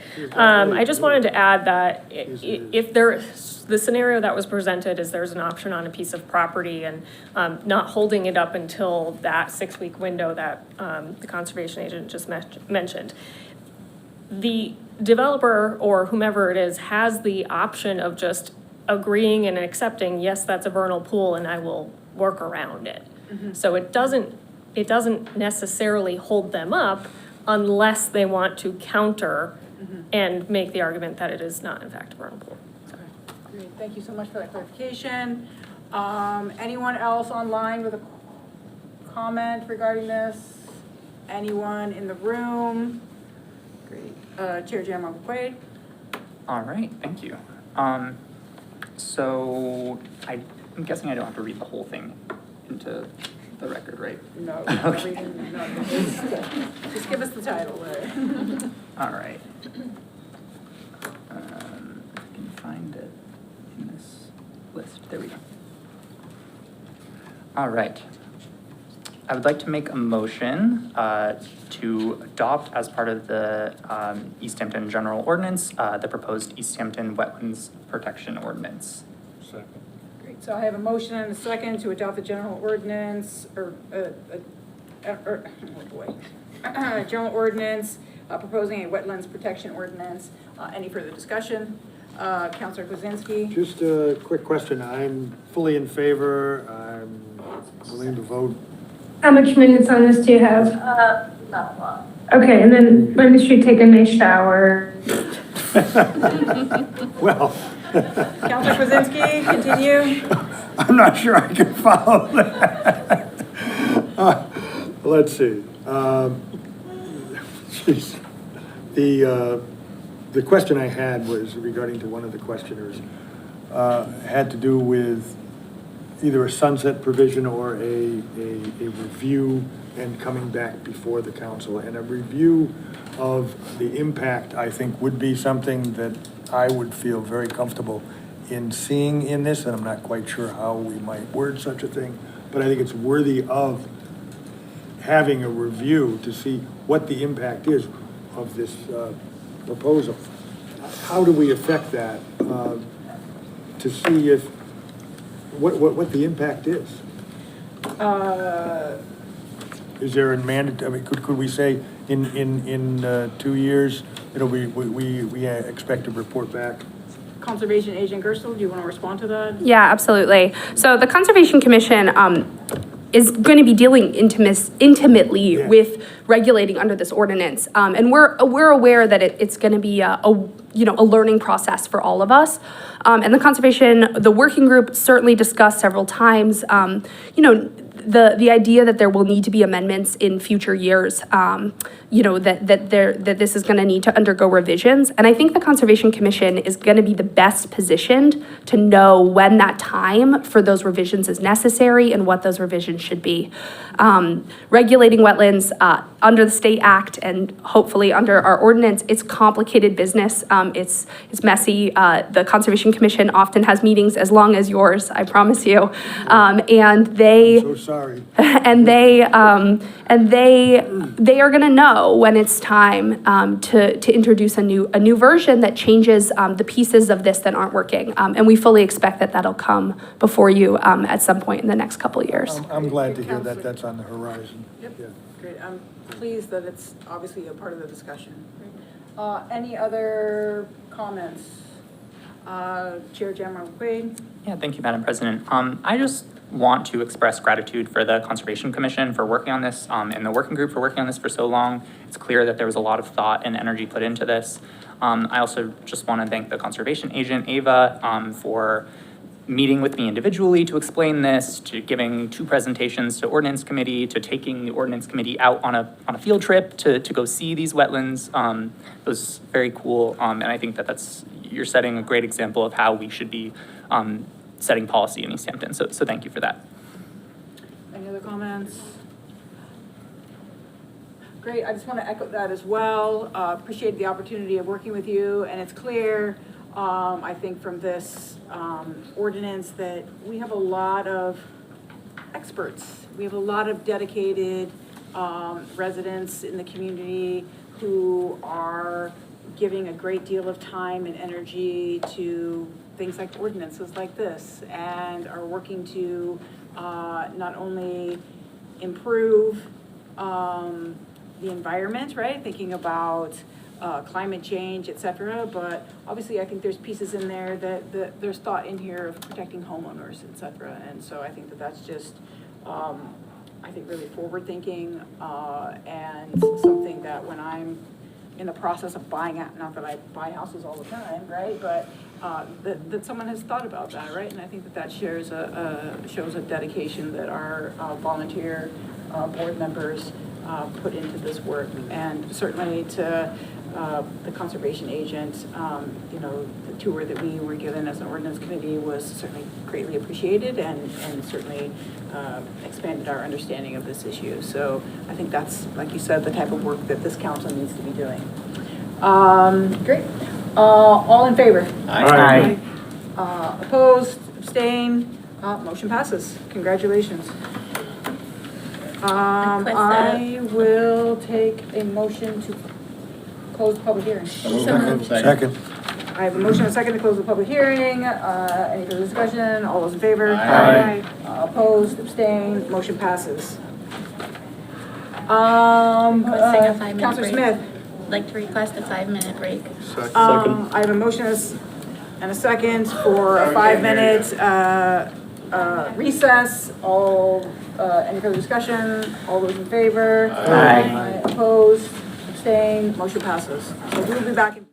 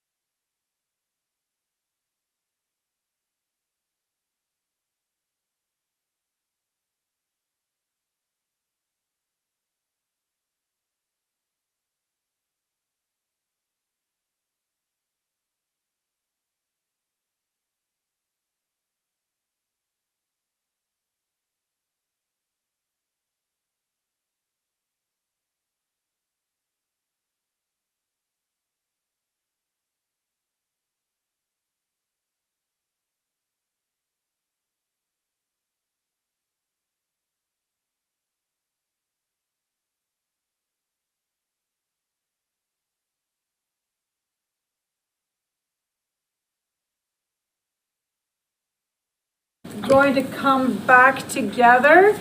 Again, just to clarify, we had a presentation at the start of the city council meeting with We the People, and that took us up to the start of our public hearing. I see the number of people here who want to speak. We would have had to have moved this to the end of public hearing anyway.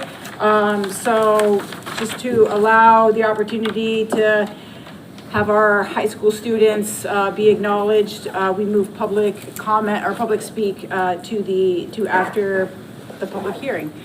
So public hearing is stopped, so we will open up opportunities for public comment.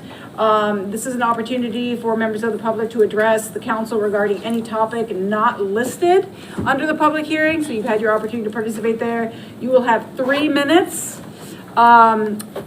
When you have 30 seconds remaining, you will hear an alert. At the end of your 3 minutes, you will hear a second alert. Please wrap up your comments at that point. Please state your name and address for the record. Hi, my name is Margaret Betts. I live in Greenfield, and I have taught in Easthampton since 2007. Sorry, can you, one second, is the microphone on? I think so. Should I go in a little there you closer? go, yeah, a little Okay. closer. My name is Margaret Betts. I live in Greenfield. I have taught in Easthampton since 2007, and I'm currently the Vice President of the Easthampton Education Association, representing teachers, paras, administrative assistants, and custodians. When I think about this override, I'm reminded that 400 years ago, John Donne, living in England, wrote the timeless poem, "No Man is an Island." If you'd like to read it in full, I have posted it on the EEA website. I'll read for you the start of Donne's words, which express what we all know in our hearts. No man is an island, entire of itself. Every man is a piece of the continent, a part of the main. If a clod be washed away by the sea, Europe's is the less. In 1624, 165 years before the founding of Easthampton, Donne was arguing for us to see the interconnectedness of humanity, because every person is part of the larger whole. Others have spoken of the loss of teachers, electives, sports, and after-school activities, but there are other smaller losses, little clods of Easthampton that would be washed away if this override fails. I want to speak about one of those small but vital parts of our school community, the Math Fact helpers from the Senior Center. This past summer, I met with Dawn Gretchen Moore, the Council on Aging. I shared with her my vision of Math Fact helpers, retired members of our community who could help students with learning their math facts. It was inspired by my own grandmother who volunteered at my elementary school. She would spend a few days each week working with struggling readers. When I started at Maple 19 years ago, we had volunteers doing this. Post-COVID, that program had fallen away. You might think, well, if there's no cost, why can't this continue? But programs like this only work if there are point people able to support and guide them. My current role is the elementary math interventionist. I work with young, struggling math students to close the gap in the early years, so these students are able to know and enjoy math in the later years. The volunteers help me get to groups of children that would not be reached without them. I have seen how Ron, Kathy, Karen, Susan, and Michelle have moved student outcomes. Even in this first year, their contributions are notable. However, if the override fails, there will not be elementary math intervention. I will be transferred to another role and unable to continue this work. There will be no one to pick up the slack. If we are all doing more with less, no one will be in the position to train, oversee, and support the volunteers. My vision for next year is to expand the program, but that will not be possible without the override. I am urging voters to consider all the small, invisible ways a community starts to fall apart when stretched to the edge. If it is those pieces, big and small, continent or clod, that a yes vote will support. Thank you. Thank you so much. Next, please state your name and address for the record. Hello, Taylor Dadman, 8 Campbell Drive. I'm here to speak in multiple capacities. The first is as a lifelong community member who wants to see this city continue to be the place I know it to be. Easthampton Public Schools fundamentally developed me into the person that I am today, and not just in grades on a transcript. I learned the importance of a safe adult in schools from Amy Whalen, the importance of finding humor in life's stumbles from Jared Orn, and the importance of truly understanding people that are different from myself from Brian Brown. I grew into a strong, vocal, and empathetic adult because of the influence of my educators. I was proudly a member of Easthampton's very first We the People team to make it to the national competition. That program, and specifically Kelly Brown, completely changed my life during my sophomore year. So much so that when I decided to become a teacher myself, I chose Easthampton High School for my student teaching placement. But I'm also here as an educator from Easthampton High School. Before, I taught at Mohawk Trail, and I had said the only reason I wouldn't retire there is if a position opened here. And 3 years ago, one did. I left a full-time position for a part-time one here because it was my dream to be able to give back to the community that had instilled such a love and respect for learning. My goal was then, as it continues to be to this day, to take over the We the People program when Kelly is ready to retire. I've been tirelessly preparing to have that torch passed to me. In my 3 years at Easthampton, I've coached over 65 We the People students to nationals alongside Kelly. I've also taught 54 AP US History students, 80% of which passed their exam to earn college credit last year when the national average is 74%. I've been the advisor for 2 classes, Run Model UN, and last year taught without a prep period for over 2 months during a colleague's leave of absence. At this time last year, I received the Grinspoon Award for Excellence in Teaching. This year, I received a termination letter. I don't say all of this because I am an anomaly.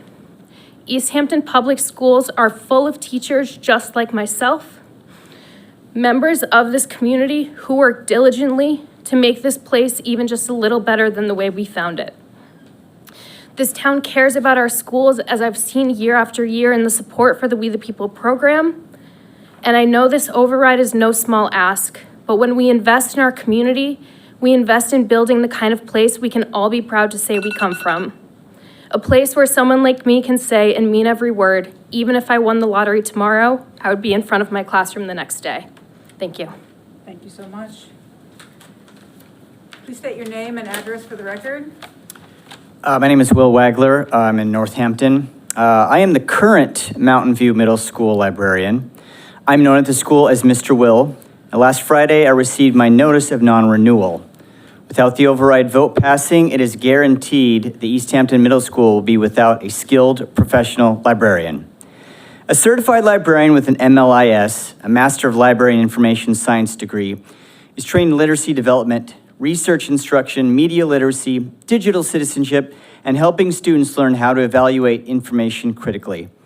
In a time of misinformation, AI-generated content, and declining reading engagement, these skills are essential. This is the world now, and this is what I do as a librarian. Studies consistently show that schools with licensed librarians have higher student achievement, especially in reading. Recent studies found that students in schools with full-time master's level librarians perform significantly better academically than those with no librarian, or where that role had been filled in by someone without a library degree. For many students, the school library is also a refuge, a calm space, the librarian there as a trusted adult, and a place where they feel safe and seen. Childhood is hard, middle school is hard. A room with books and no librarian offers little comfort. When push comes to shove for what programs stay and which ones go in a massive budget cut like this, it's always state-mandated versus enrichment programs. For us, those enrichment programs fall under the umbrella term of specials: art, band, health, music, PE, STEAM, and of course, my personal favorite, library. What we do is special, but we are not a novelty or expendable. Our roles are vital to a rich, full education that every single one of Easthampton students deserve. Please vote yes for the override. Thank you. Thank you. Please state your name and address for the record. Hi, my name is Jesse Clark. I live on 27 Briggs Street in Easthampton, and unless this override passes, I'm formerly a third grade teacher at Mountain View Elementary School. I was laid off last week due to the budget cuts that will happen whether or not the budget or the override passes. I started as a para at Maple School in 2022 and was laid off and hired back and worked hard to pass my MTELs, got my teaching license, and was hired to teach third grade. I now come to the end of my third year, a year that would have given me professional status in preparing to start a master's program, not knowing what I'm going to do anymore. But I'm one of 39 people, many of whom have families of their own to support, living with that same uncertainty, not just about our own futures, but about the students we've devoted ourselves to serving. When cuts like this are made, it's always the newest hires who go first. And many of us are young and aspiring educators, energetic and ready to be in classrooms, open to new curriculums and new ways of teaching. Easthampton Schools just purchased a brand new curriculum that's already put strain on many established teachers who are not ready for such a drastic and dramatic change in rigor and approach in their classrooms. And I would hate to see all that time and energy so many educators have invested in getting this curriculum off the ground be stunted because of a lack of necessary funding. I also want to speak to the student support teachers and paraprofessionals who will lose their jobs as well. Many students have formed deep bonds of trust with these people, and when they don't come back in September, some of those kids will carry that loss with them for a very long time. And while people argue online about woke agendas and where dispensary money went, 40 real educators lost their jobs. Real kids lost their teachers, and real families lost their livelihoods. I want this community to understand something clearly. A no vote on June 9th is not a vote against wasteful spending. It's not a vote to hold politicians accountable. Those politicians keep their paychecks either way. A no vote is a vote to defund our schools, defund our police, and defund our fire department all at once. The override is the only thing standing between Easthampton and all three things happening at the same time. And the people who pay the price are the teachers, the firefighters, the officers, and the students who had nothing to do with how we got here. While some would like to use this moment to fight a culture war, Easthampton is at risk of losing its culture and its character entirely. We risk losing children to other districts that have communities willing to fund athletics and the arts, and the things that keep kids inspired, productive, and out of trouble. We risk becoming not a place where kids grow up with fond memories and come back to visit, but a place where they spend their whole lives trying to get out of. So I will hold out hope until June 9th that this community does the right thing, but Easthampton should be prepared to lose amazing teachers, paraprofessionals, firefighters, and officers who have given everything to serve this community if it does not. Thank you. Thank you. Please state your name and address for the record. Carl Prahl, 22 Gaston. I know I've seen some of you walking around town. I'm not going to talk about the prop. I want to talk about our walkable city. And, you know, we're nearly through May. We passed another ordinance tonight, and 7 months ago, we passed an ordinance lowering the citywide speed limit to 25 miles per hour. Since then, there have been no signs erected and no enforcement. An ordinance is only as good as the enforcement behind it. In March, I came into these chambers to ask what the schedule was like, and I was informed by Chief Alexander, after talking to Director Nuttleman, that those signs are going to go on the ground in April. Something about frozen grounds, and they don't know what an auger is, apparently, but okay, 6 months down the road, April. Here we are in May, record highs. I don't think we can claim that the ground being frozen is a problem anymore, and we still don't have any signs up. We still don't have any enforcement. And here's what's at stake. If you're hit by a car at 20 miles an hour, you have an 80% chance of surviving. If you're hit by a car at 40 miles an hour, that ratio flips, and you have a 20% chance of surviving. That's not a statistic, that's our neighborhood, that's our kids. Speeding endangers pedestrians, it endangers other drivers, it endangers property, and there's no enforcement. Kids should be walking to school, especially with bus costs and how much that's eating into our school budget. It should be an option. But the crosswalk right down here on Cottage where Cheryl Braun got hit 4 months ago, still no lights, no signs, not even fresh paint, no enforcement. The bike lane on Highway 5 near the Duncan, they pulled the lane protectors out because we couldn't plow. There was snow in the way. And now they filled in those holes so those lane protectors can never go back in. I saw somebody just the other day trying to make a turn in the corner. Somebody else comes in to make the turn in the bike lane. No enforcement. This is dangerous. In addition to that, everywhere you go around town, you're going to see the delivery vehicles double parked. You're going to see landscapers double parked. And there's a lot of streets that don't have sidewalks. That's forcing bikers, that's forcing pedestrians into moving traffic. That's dangerous, and there's no enforcement on that ordinance, double parking. Police cruisers are expensive, the vehicles, the gas, the maintenance. Maybe if our officers were walking in town, they might notice some of these issues and enforce them. You see a lot more when you're going at 3 miles per hour than at 25. So please, let's actually get this ordinance that's been on the books for 7 months now. Let's remember our good friend Marvin, may rest in peace, and his campaign to get this speed limit in place. Let's make this happen. Let's show that we can actually do our job, especially when we're asking for millions more. Thank you. Thank you. Please state your name and address for the record. Kathy Wazinski, Overlook Drive, sorry. So I think many of you know that I am not in favor of the override.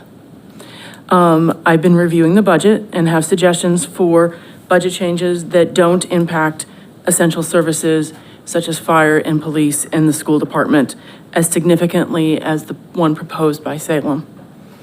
This review process is difficult, however, because what was provided to citizens is a summary budget. There's not enough detail in there to review whether some positions might be eliminated or the cost of those positions reduced.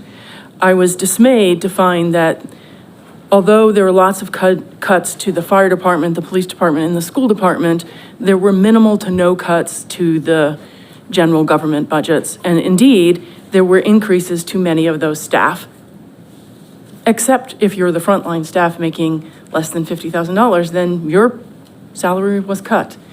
The increases were to higher paid, higher level staff, while other staff who are less paid and forward-facing to the public are receiving cuts.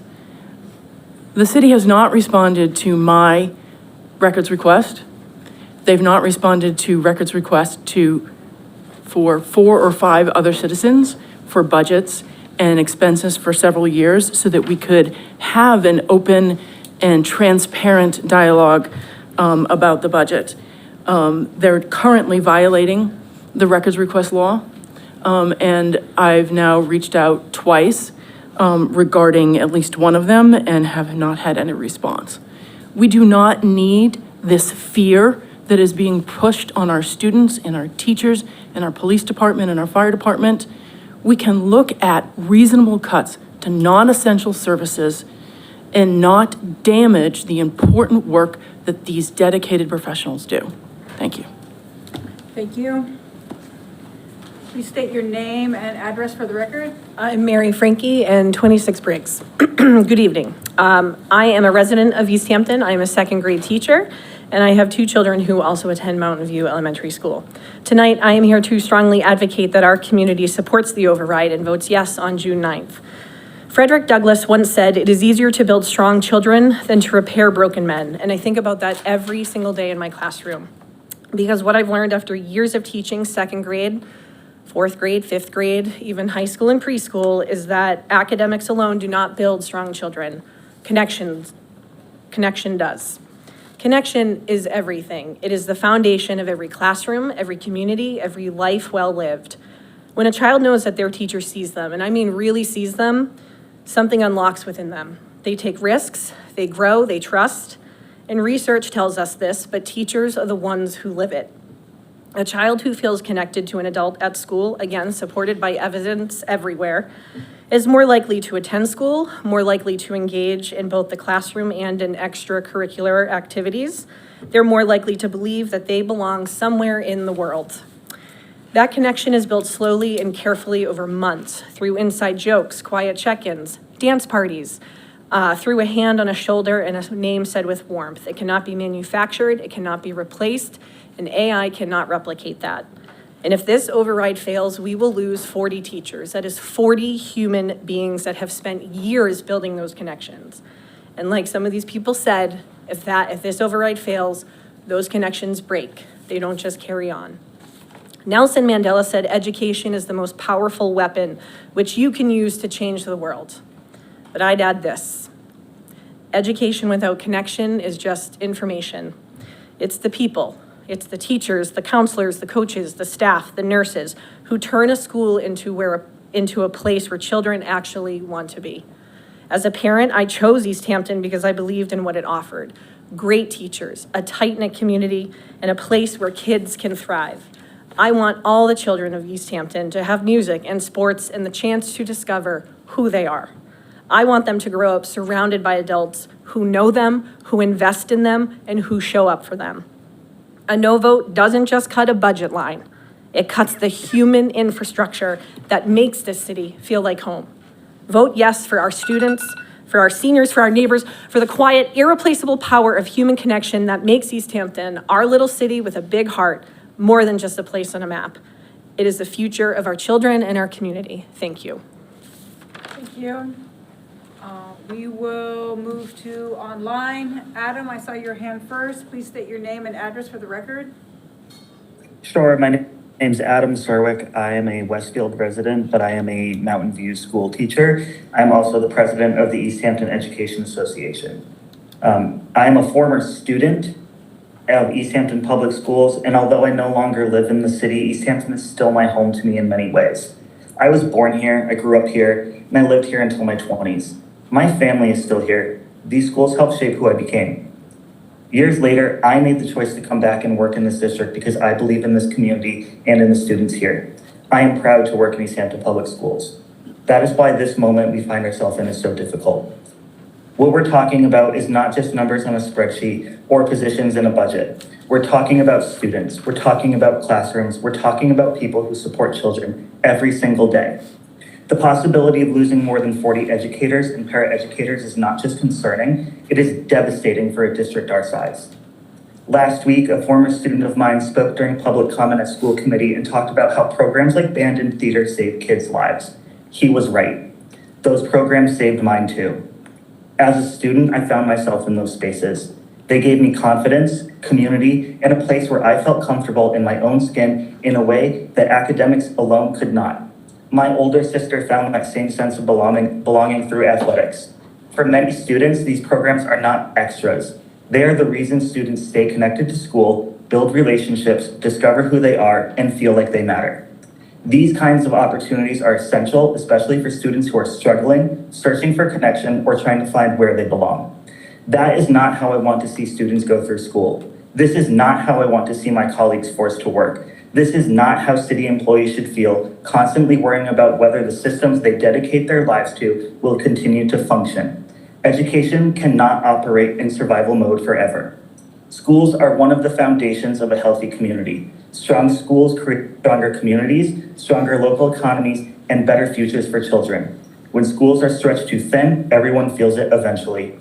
I know budgets are complicated. I know difficult decisions have to be made, but I also know what these schools gave to me growing up, and I know what our students deserve now. The city invested years ago through its public schools. That investment allowed me to become an educator and to come back to serve this community myself. I want today's students to have those same opportunities, because at the end of the day, public education is not extra, it is essential. Thank you. Great, thank you. Megan Walker, please state your name and address for the record. My name is Megan Walker. I live in South Hadley and I work as a math teacher at Easthampton High School. I've been at the high school for 3 years, first as a student teacher, then a one-year teacher, and finally hired on long-term this year. My first students at EHS are seniors graduating this year. I've had the joy of seeing and supporting their growth over the past 3 years. Much the same for all my students, last year and this year. I share this to show a glimpse of the community I have come to be a part of, and to make sense of the grief I felt last week when I needed to make a decision. On May 15th, I received this letter of non-renewal, more informally a pink slip. I've received it because of the budget shortfalls facing Easthampton. Like the 39 other teachers who received such a letter, I've been working to navigate this situation. A situation that, without a past override vote, would require myself and many colleagues to simply leave the school community. But it's not simple to leave a community, especially one such as Easthampton. Community is built by and for its people. A person leaving changes that community. For me, this change is already underway. I've accepted a teaching position next year in another district. But for many other non-renewed teachers, this change is not yet made. For the town, for the schools, for the students and their families, I encourage you to reflect on the importance of community and what it means to maintain a strong community. Thank you. Thank you. Julie, please state your name and address for the record. I'm Julie Thomas, Concord, Easthampton, Mass. I just wanted to revisit the CPA budget spreadsheet. You didn't address that, so I believe you didn't address it because it wasn't part of the 7,000 that was being requested. So I just wanted to revisit that and just to clarify that I'm asking that the CPA budget spreadsheet be kept on the city government site where residents can access it at any time. I really feel like this is important. We need to know how much money taxpayers are contributing to the CPA. Residents of Easthampton, we have a right at any point in time to see how much money is collected into the CPA budget through our surcharges and how much is being spent and on what. Per Ava, there is a spreadsheet, as I said earlier, and it's kept and it's updated. But again, I got the same answer that I got last time, that they update it so they don't put it up there. That's not an acceptable reason not to post that spreadsheet so that anybody at any time can see the transparency of what is going on with our CPA monies that we are contributing. And it is our taxpayers' money, even though it's a surcharge, it's coming up from us. So I'm requesting that how can we get that information visible to people at any point in time they want to see it? Is there any way I can get that answer? Julie, we're not able to respond, so I will again reach out to our CPA coordinator and inquire about that. Right now, I greatly appreciate that. Great. Thank you very, very much. Thank you, Julie. I appreciate that. Jessica. Please state your name. Please state your name and address for the record. Yeah. Good evening. My name is Avery Askew. I am a school of choice resident of Chicopee. Jessica Kenny is my parent, who is also a staff at Easthampton High School. And sorry, the Easthampton district. I am here to address the override and to encourage people to vote yes on June 9th. Currently, we are aware of the 40 teachers and paraeducators that will be unfortunately leaving the school if the override is not passed. And we know that multiple programs like classes and after school activities will be cut. We've seen this with Southampton High School and, well, the Southampton district in general. And I want to urge people to, yes, to try and keep as much of that as we can. Somebody said at the school committee meeting that has really stuck with me was that teachers are often people that students and young adults and children look up to. If you ask them who their role model is, a lot of times a teacher will come up. Even when adults are asked, like, who was your role model growing up or something, a teacher will most likely be said, or staff just in their education system. And so by not passing the override and with the way that the plan looks like, things like where things would be budgeted out, we would be getting rid of those chances to make the connections with those staff and the opportunity to experience more and learn more about yourself that you would get from those extra curriculars and extra classes. And so I just wanted to, again, encourage people to vote yes, to try and foster those connections and keep as much of them as we can. Thank you very much, and I hope you have a great night. Great, thank you so much. Kelly. Good evening. My name is Kelly Rodrigue, and I am not a resident. I am an educator. I'm the pre-K to 2 school psychologist at Mountain View School. And last week I delivered this message to members of our school committee, and I'd like to restate it for the city council and community members, most likely watching on broadcasting another day.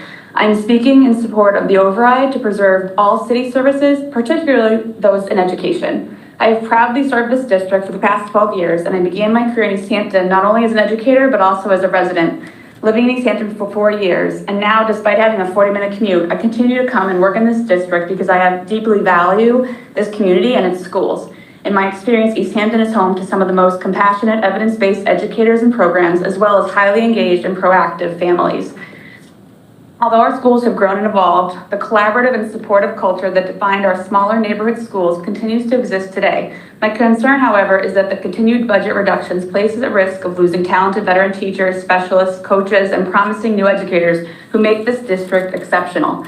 I began at Maple School in 2014 as a school psychologist and counselor, where I worked closely with Judy Averill and our district SEL team, supporting a lot of initiatives. And when we transitioned to Mountain View School in 2022, both veteran and newer staff experienced a significant period of adjustment. And while change is never easy, one thing that remained constant was the unwavering dedication of our educators to collaboration, professional growth, and doing what is best for children.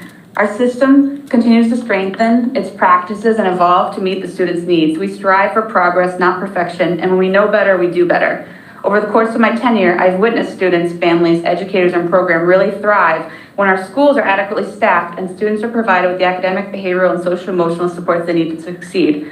And today I'd like to share some of my concerns regarding those proposed cuts and the long-term impact on all students in the broader Easthampton community. As many of you know, all children are entitled to a free and appropriate public education under the Individuals with Disabilities Act, and the range and quality of special education services provided in this district are among some of the strongest in neighboring communities. And while budget cuts reductions will affect all students, there is significant concern that our most vulnerable learners will be disproportionately impacted.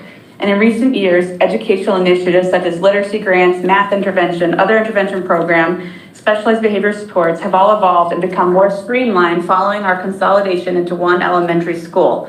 Now that we are entering our 4th year at Mountain View School, many of us educators feel we are finally reaching a point of stability, and we are positioned to continue improving systems and outcomes for all students. Facing substantial cuts at this critical point is deeply discouraging. Many of my colleagues are concerned the reductions in staffing and programming will limit our ability to proactively teach the self-regulation, social, behavioral, and academic skills essential for all student success. We are already seeing increasing numbers of students requiring immediate behavioral and emotional support, and without sufficient staffing and intervention programs, both classroom learning and overall school climate will be negatively affected for all.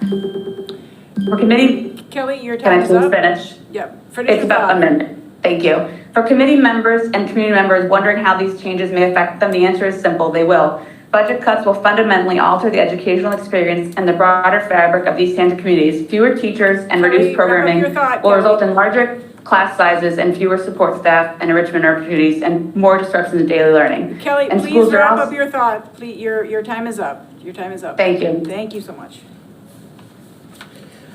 Jody. Hi, good evening. I am Jody Alatello. I'm the Elementary Literacy Coordinator, and I'm a reading interventionist. I've been teaching in Easthampton. I'm not a resident, I'm from South Hadley. I've been teaching in Easthampton. This is my 20th year. First and foremost, I want to just recognize how many educators are on this call tonight. And I look at their faces and I see tired.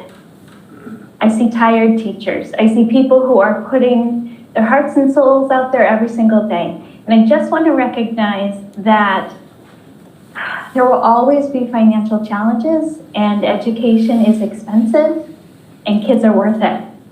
And teachers are here because they are invested. I have had the privilege of coaching and training teachers to implement curriculum that is high quality and beautiful, and we've gotten these amazing grants from the state. But without these beautiful humans to do this important work, the kids are not going to get what they need. And as a reading specialist, I know nationally our reading data is so sad. And what we need to do to support our students starts with those relationships that Mary Frankie was speaking about, and then implementing all these amazing tools we have and the knowledge we have. We have this shared collective knowledge at Mountain View School that is beyond. And I'm so proud to be part of that community. And I'm here tonight to really ask folks in the town, in the city of Easthampton, to consider a yes vote. And I know that people are strapped financially. In South Hadley, my own community, I see what has occurred when the vote is a no, and the disparity between the kids who have and the kids who have not, and their families and what they can provide. People are leaving our public school in South Hadley. Public school is for all children, and I believe that that the work we do is what keeps us, in a democracy, in a place where we have voice and we have choice and we have options and we have each other. So I'm just here to please, for all the community members who are on the fence, please consider this one of the most important things you can do for your community. Thank you. Great, thank you. Jessica, please state your name and address for the record. Good evening, my name is Jessica Kenny Askew. I live in Chicopee. My 3 children are school choiced into Chicopee at both Mountain View and the high school. And I am the current district BCBA, which means I work from preschool all the way up through transitions in high school. I myself am an autistic woman. I was not diagnosed till very late in life. And I will tell you the reason that I survived school was because of teachers. I tend to show up for students on the moments and the days that they are having the hardest time. The national statistics for individuals who leave high school and do not know or understand how to use their accommodations is 65% of students who end up in colleges. Neurodiverse students leave colleges and 80% of them are unable to be employed. Those statistics will not get better without teachers like the ones that are in Easthampton. When I show up to support these students, when I am at meetings, when I am having parent conferences, when I am teaching teachers how to be neuro-affirming and to really meet students where they are, I am met with some of the strongest, most caring, most loving adults. And that is what's going to move those numbers. When you take away supports from students, especially those that are most at risk, which are those who are neurodiverse, which is autism, ADHD, OCD, trauma, all of these different spaces that these babies' brains are in while they are in our care, when you don't give them the space to have the people who they need, the people who are going to meet them where they are, the people who are going to go ask the questions to the people who understand different things so that they then can meet students where they are, those numbers won't get better. And the other number that is really important to remember is that those who are neurodiverse are 7 times more likely to engage in suicidal ideations and unaliving. The people that are on this screen, the people who show up every day, are the ones who make those numbers possibly less. We save children. And I will tell you, I can name all the teachers in my education that saved me. Because when I didn't understand that I was autistic, but I definitely knew I was different, those adults were the ones that showed up on the days that were hard for me. And those adults taught me how to be who I am. And I'm not one of the 80% who's not employable. I'm one of the 80% I'm one of the 20% that is showing up to make sure that I don't allow another child to live a childhood that may be like mine, where I wasn't met all the time with understanding, and where when I was given the pathway to be successful and to be available to not only be an autistic woman in a district, but to be somebody who can see others who are in the same space. Great. Thank you, Jessica. Seeing no other hands up online, no one's at the podium, so we will close public comment. I want to thank everyone for their comments this evening.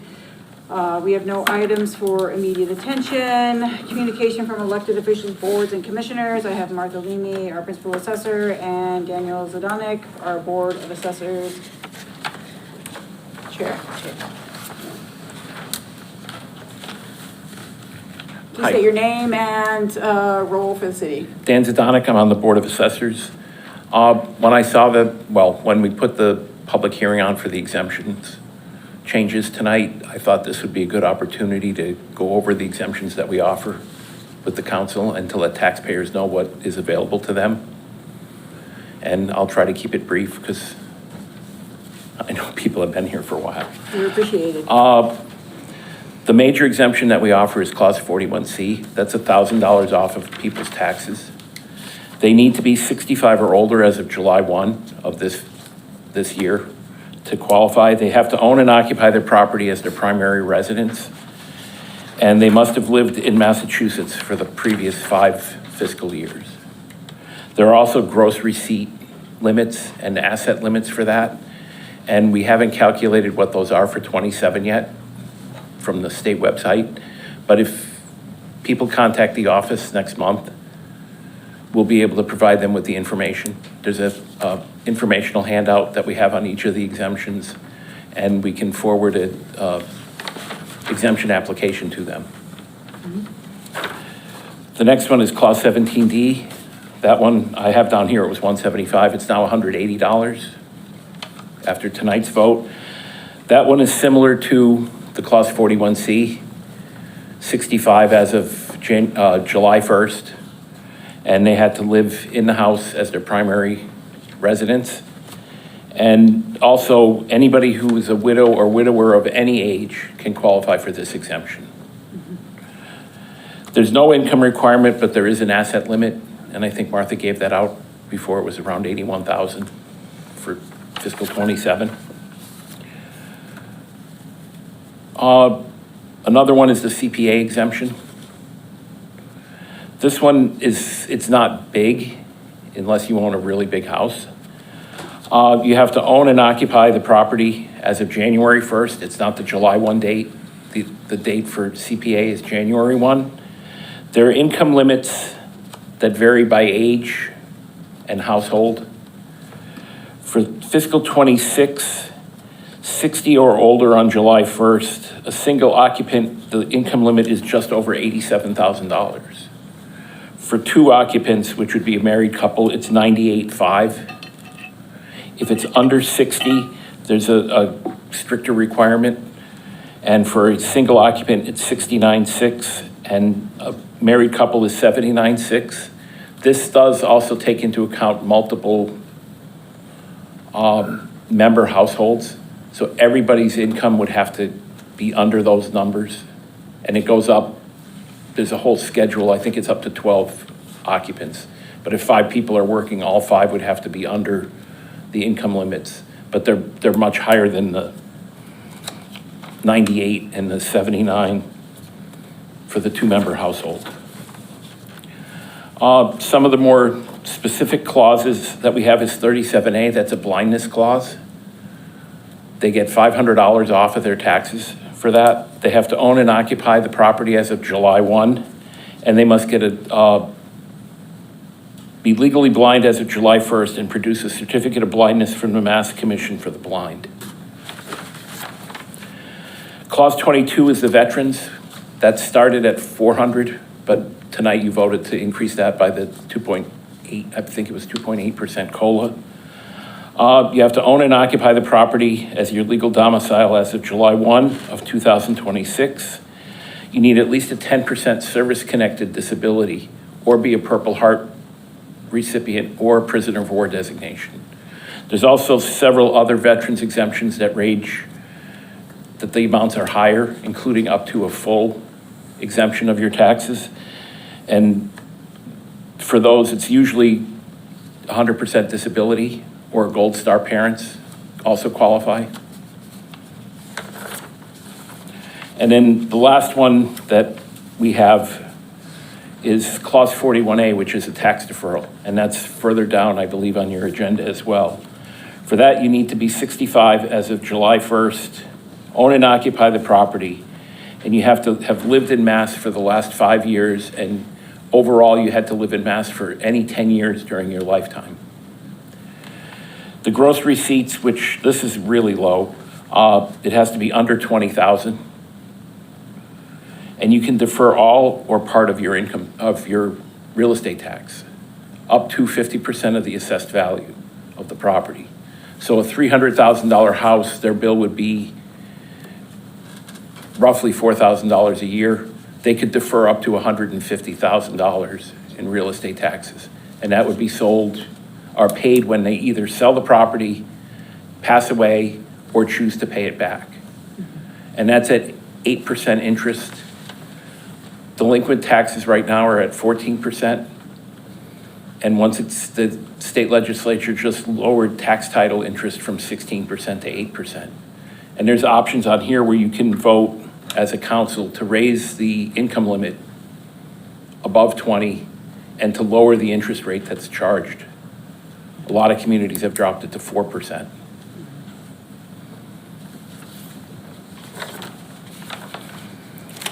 And if there's any questions. Counselor Peak? Thank you. Jen, is that information, like, I tried to take good notes, but I think, is on the assessor's website, is that information all just contained in a single place I could refer people to?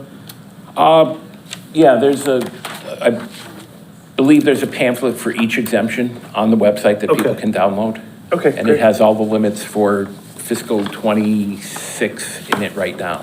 Great, thank But you so those will much. be updated and they can always call the office or email, and the staff is more than willing to either return their call or send them an email with all the information that they need.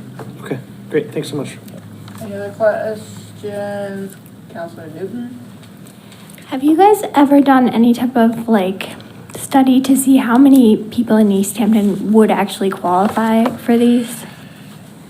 Not how many are applying, but what do you think, how many could actually qualify? It's extremely difficult because the two senior ones are income-based. So without actually having access to people's income tax returns or information from the DOR, we would not be able to tell what it would actually be. Most of the veterans ones, I think the veterans agent informs them. Well, I'm sure the veterans agent informs them and works with our office to make sure that they're filing. Counselor Schmidt? Thank you. I just was hoping you could confirm that there are no further exemptions that we may be able to adopt as a city that would help additional individuals. We kind of exhausted what's in the MGL.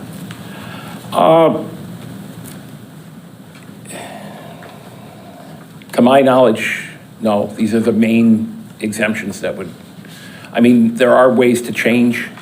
I know we've adjusted some of the local options. The 41A deferral, I've been doing this for 40 years. I've only had 2 people file or apply in the community I worked in.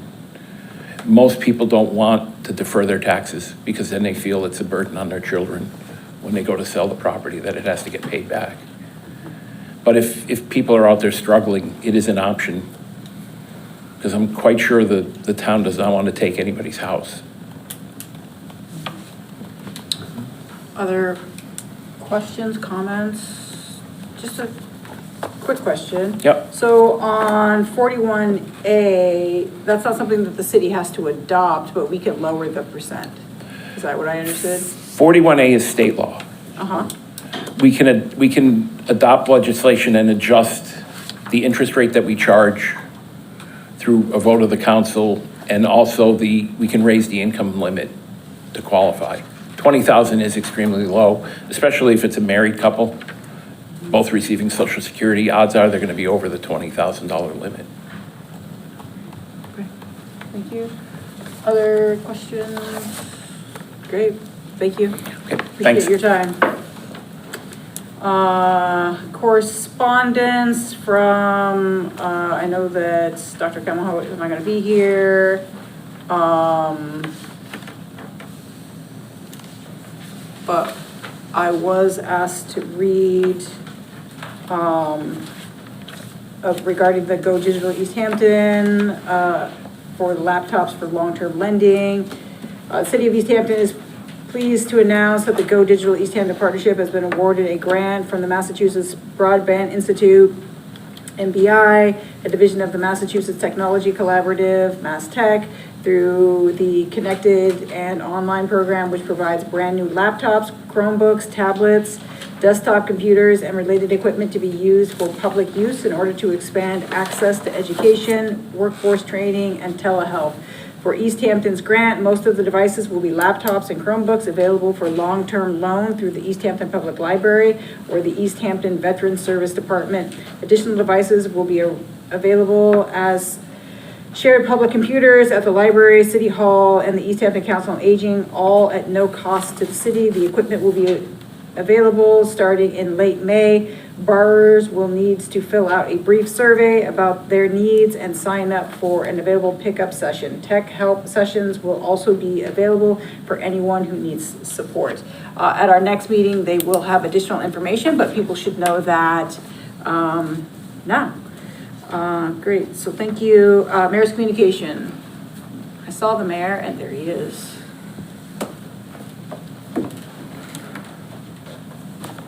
Good evening. Still here. I'll try to make this brief. I just want to let people know that tomorrow in these chambers at 4, we're going to have an informational session around the budget and what the difference between the override budget and the non-override budget is. And we're actually taking questions from community members to try to answer some of the stuff that's circulating out in the universe around the override. So we actually, on the website, if you look at the top banner, there's a link to a Google form where you can submit questions. And we're going to be updating those questions tomorrow, so there's still time to ask questions. And then we will answer those questions up here tomorrow at 4. And the next one that we are putting together is going to be at Easthampton High School in the auditorium, June 2nd, and that will be at 6 p.m. And I'm hoping to have all of our department heads there as well. So we can have like a really comprehensive review of the impacts of the current budget. And I believe that does it for me. Thank you. Thank you so much.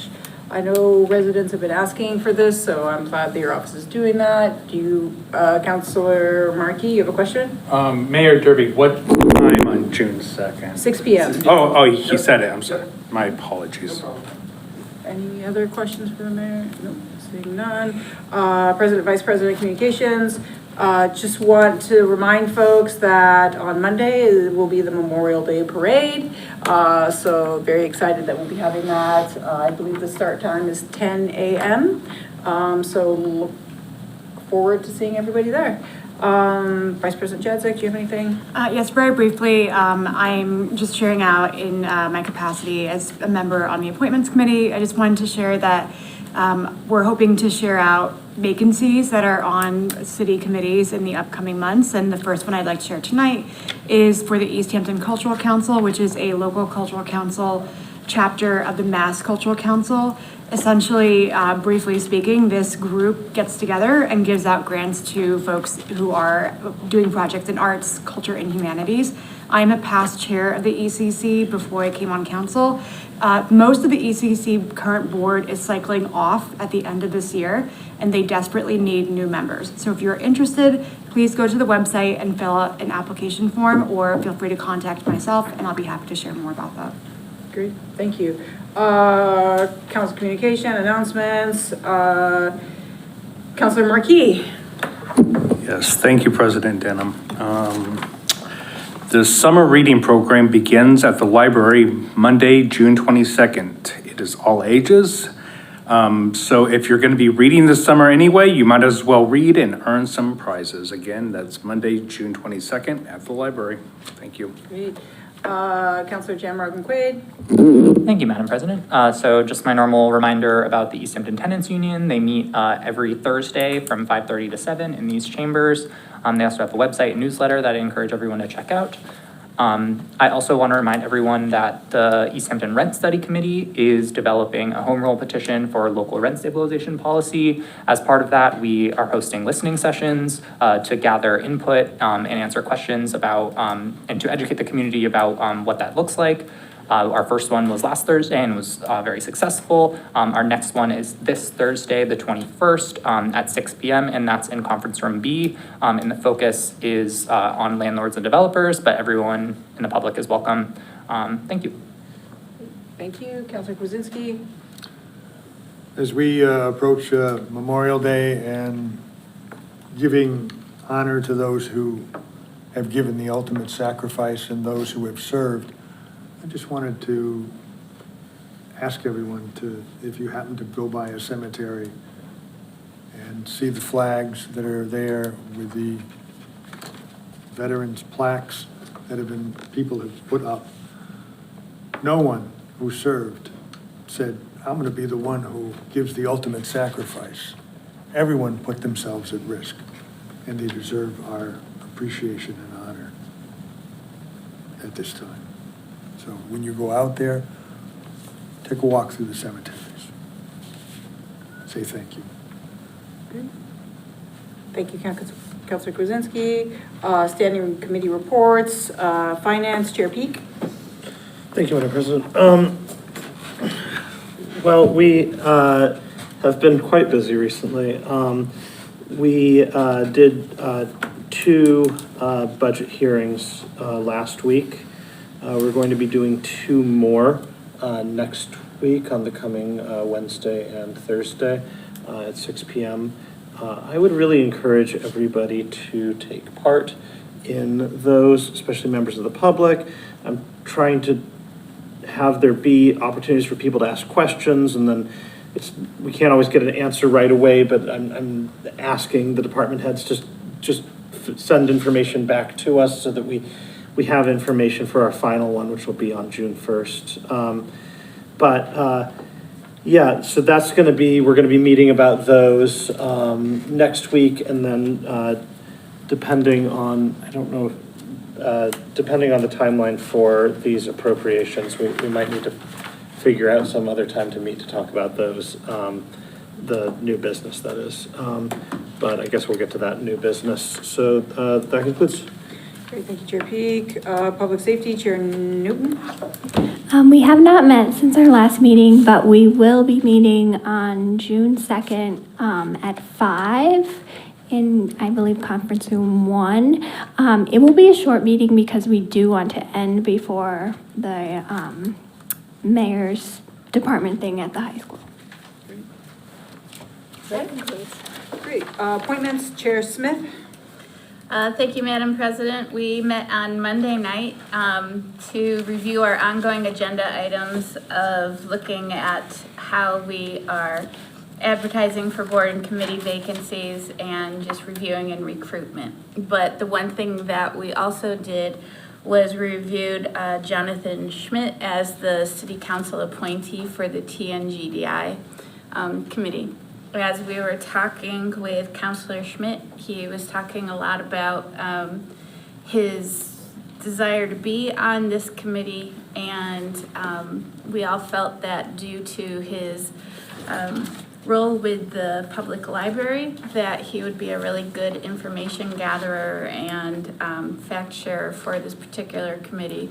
So we voted 3-0 to just recognize that we also approve it. We are aware that it is a president appointment. However, we also wanted to be very transparent about what his role in that would be, or at least what his qualifications would be for that role. And so this concludes. Did you vote to appoint him? Yes, 3-0. Do we want to approve that as a committee? Yep. Okay. Make a motion?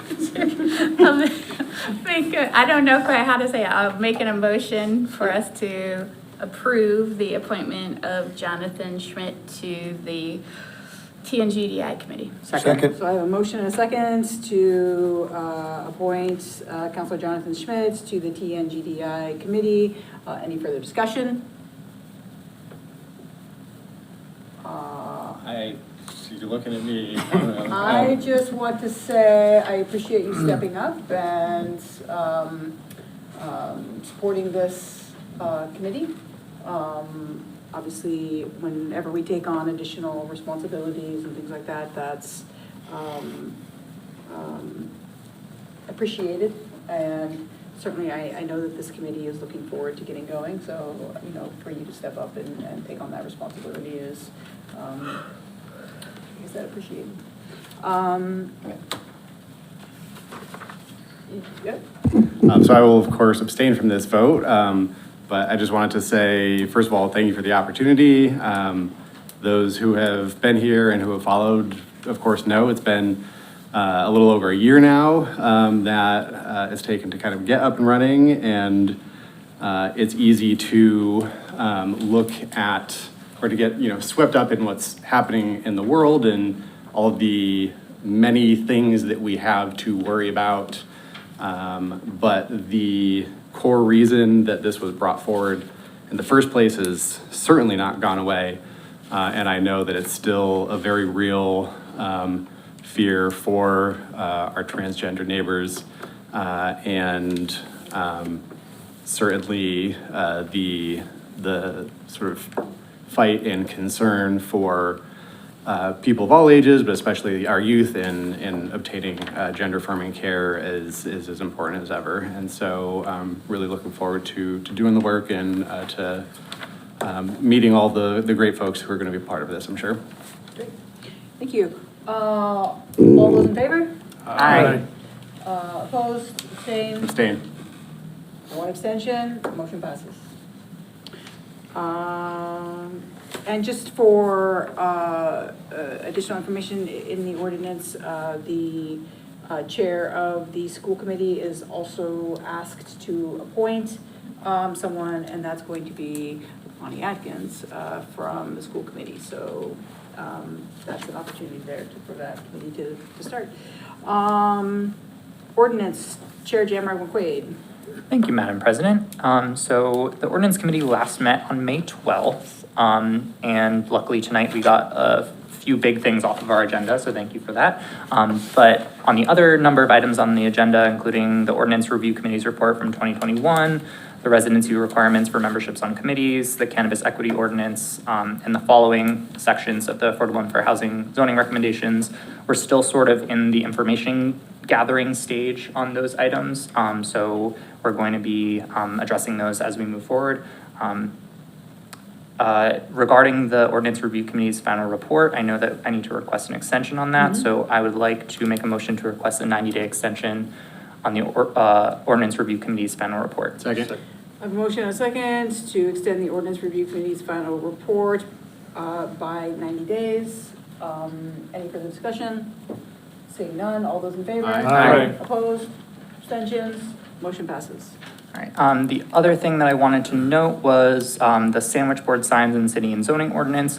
So after a closer review and discussion with the committee at our last meeting, and as well as other conversations I've had with city staff, we determined that the best path forward for this item would be to remove it without prejudice and resubmit a new business item related to the broader sign sections of the zoning in general ordinances. It felt like addressing this one piece would be sort of insufficient because the whole thing just needs a lot more work.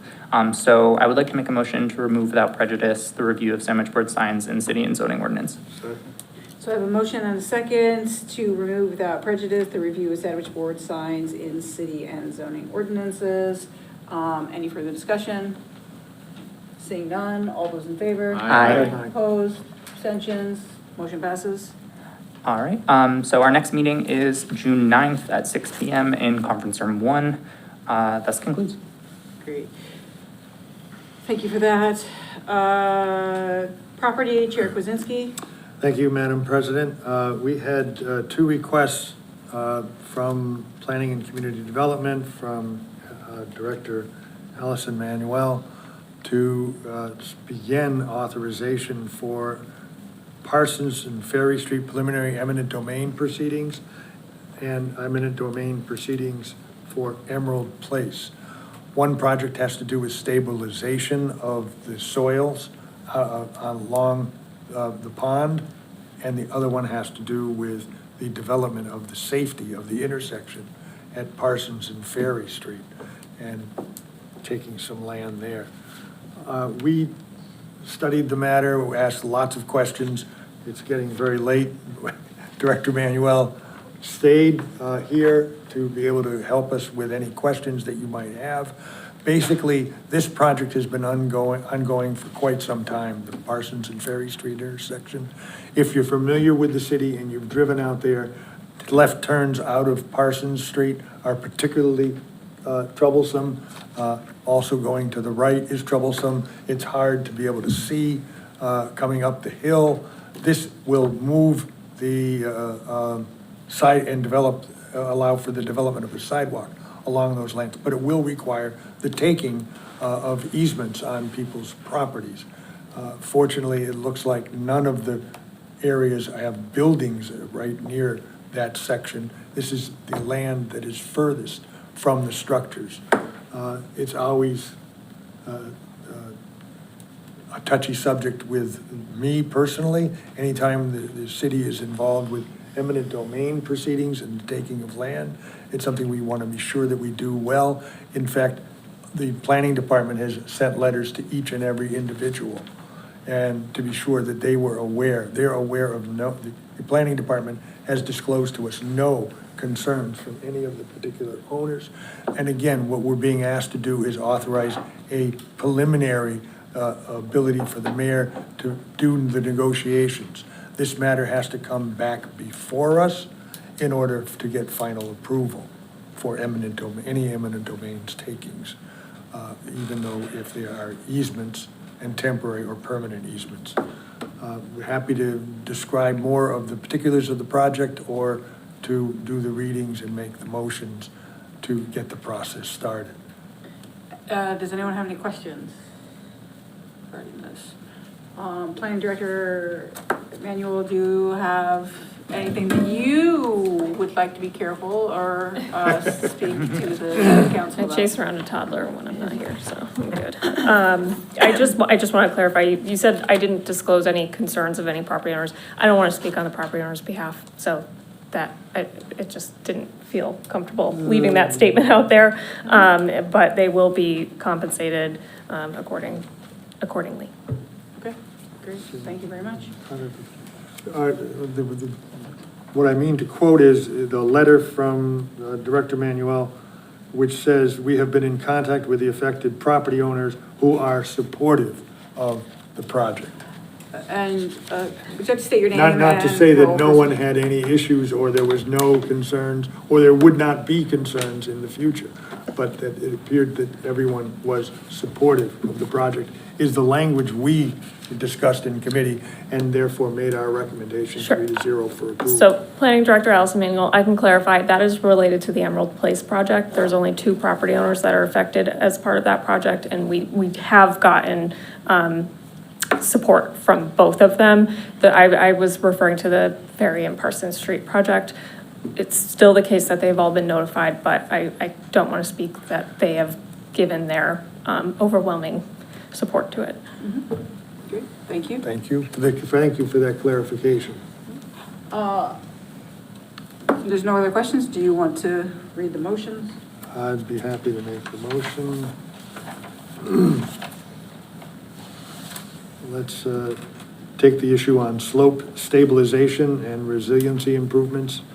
The city of Easthampton, Massachusetts, city desires to undertake slope stabilization and stormwater management improvements in and adjacent to portions of Emerald Place and Glen Cove Place, shown on a plan of land entitled Easement Plan prepared for the city of Easthampton, Emerald Place, Easthampton, Mass., dated March 2, 2026, by Gutlow and Associates Incorporated, and stamped by Frederick J. Haley, PLS, the plan. It is necessary for the city to acquire by eminent domain, taking permanent and temporary easements over certain parcels of land as shown on the plan. And Chapter 40, Section 14, Chapter 79, Section 1, Act 6, and Chapter 82, Section 24, the Massachusetts General Laws and other applicable statutes, and any and every power and authority to grant to it, granted or implied, and the charter of the city for the city allow the city to acquire easements over real property by eminent domain for municipal purposes. I move that the City Council for the City of Easthampton, Massachusetts vote to authorize the mayor of the city as necessary to enter into all agreements and executes any and all instruments necessary to complete the preliminary work necessary to effectuate the order of taking. Second. So I have a motion and a second for the authorization, to authorize work on eminent domain taking. Any further discussion? Seeing none, all those in favor? Aye. Opposed, abstain, motion passes. I'll now read the authorization for work on eminent domain takings for improvements to the Ferry Street and Parsons Street intersection in Easthampton. The City of Easthampton, Massachusetts, the city desires to expand and reconstruct all or portions of Ferry and Parsons Street shown on a plan of land entitled Layout Plans, showing location of easements for the purposes of reconstructing Parsons Street at Ferry Street for the City of Easthampton dated April 23, 2026, by VHB Incorporated and stamped by Christopher C. Danforth, PLS, the plan. It's necessary for the city to acquire by eminent domain the permanent and temporary easements over certain parcels of land as shown on the plan, and Chapter 40, Section 14, Chapter 79, Section 1 at 6, and Chapter 82, Section 8024 of the Massachusetts General Laws, and other applicable statutes, and any and every power and authority to it, granted or implied, and the charter for the city allow the city to acquire easements over real property by eminent domain for municipal purposes. I move that the City Council for the City of Easthampton, Massachusetts vote to authorize the mayor and of the city of as necessary to enter into all agreements and execute any and all instruments necessary to complete the preliminary work necessary to effectuate an order of taking. Second. I have a motion and a second to authorize work on eminent domain takings for improvements to the Ferry Street and Parsons Street intersection in Easthampton. Any further discussion? Seeing none, all those in favor? Aye. Opposed, abstained, motion passes. That concludes the property report. Great, thank you, Chair Kwasinski. Rules and Government Relations, Chair Kwasinski. The Rules and Government Relations has the Code of Conduct for appointed members and boards, committees and commissions on its docket, and we'll be getting to that, but with the budget and the financing, it looks like that will not occur in May. So that concludes. Great, thank you, Chair Kwasinski. We have no old business, new business. Actually, we're gonna keep this now, so based on what was said, so. 10, 12. All right. So for new business, we have a city council action request to review MGL Chapter 59, Section 5, Clause 41A, to allow qualifying senior citizens age 65 plus to delay payment of all or part of their property taxes. And I'd like to make a motion to refer this to the Finance Committee. Second. I have a motion and a second to review MGL Chapter 59, Section 5, Clause 41A, to allow qualifying senior citizens age 65 plus to delay payment of all or part of their property taxes to Finance. Any further discussion? Seeing none, all those in favor? Aye. Opposed, abstain, motion passes.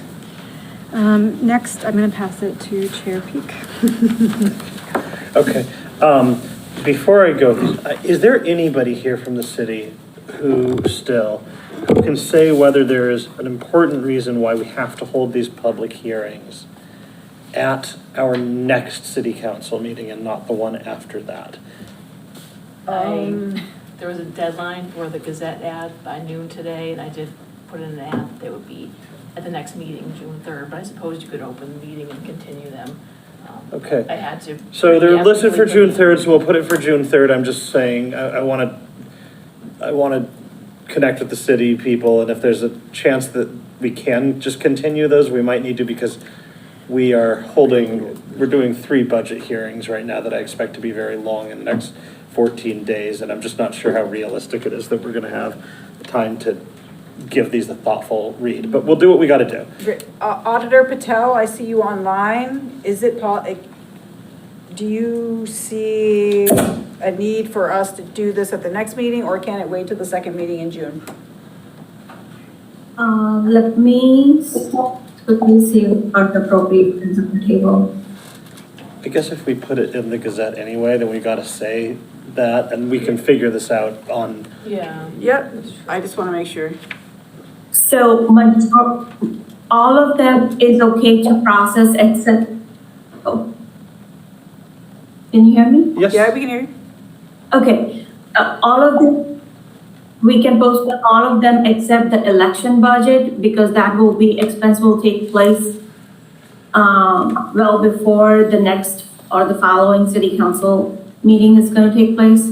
Understood. Okay, so we'll have to, I'm gonna set them all for the 3rd with the understanding that we might just touch on that one at one of the budget meetings, and then we'll work on the rest. Okay, so as one motion, I'm going to make a motion to send the following supplemental appropriation requests to the Finance Committee and set a public hearing for June 3rd at 6:15 in these chambers. Request is hereby made for approval of the following appropriation. Amount requested $20,000 to be transferred from free cash, $20,000 to be transferred to school Medicare, $14,000, Medicare tax, $6,000. The amount requested will be used for the following purpose: to cover the remaining fiscal year required Medicare tax. Next one, request is hereby made for approval of the following appropriation. Amount requested $23,000 to be transferred from free cash, $23,000 to be transferred to auditor salary, $23,000. The amount requested will be used for the following purpose: to cover the reinstated hours from 70 to 80 hours for the second half of fiscal year 2026 and overtime to work on the FY25 and FY26 backlog. Request is hereby made for approval of the following appropriation. Amount requested $16,000 to be transferred from account 00100013590, $16,000 to be transferred to election workers, $11,500, computer services, $4,500. The amount requested will be used for the following purpose: to cover costs for election workers, ballot printing, and programming of voting machines for the June 9th, 2026 special city election. Request is hereby made for approval of the following appropriation. Amount requested $582,500 to be transferred from free cash, $582,500 to be transferred to snow overtime, $65,636. Snow equipment rental, $153,465. Snow miscellaneous professional services, $6,600. Snow repair and maintenance, $14,000. Snow chemical, $37,250. Salt, $241,375. And school plowing, $64,174. The amount requested will be used for the following purpose: the Department of Public Works has experienced a shortfall of $582,500 in the snow and ice removal budget for FY 2026. We are requesting funds to be transferred from free cash to cover this deficiency.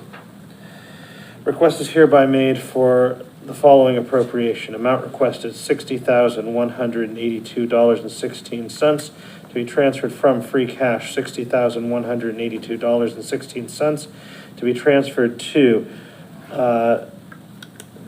Conserve Systems, Health System, other expenditures, school account, $48,529.16, city account, this one's a little hard to read exactly how this is, but school nurses system, professional salaries, school account, city account, $11,653. The amount requested will be used for the following purpose: cover unanticipated expenses related to a medical leave and vacancy of school nursing staff. Expenses included the cost of using a per diem nurse through a staffing agency, as well as the increased personnel cost of the new employee hired to fill the vacancy.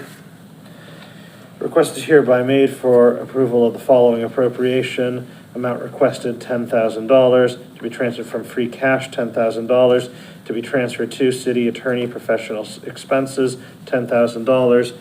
The amount requested will be used for the following purpose: to cover the remaining fiscal year city legal expenses. And finally, request is hereby made for approval of the following appropriation.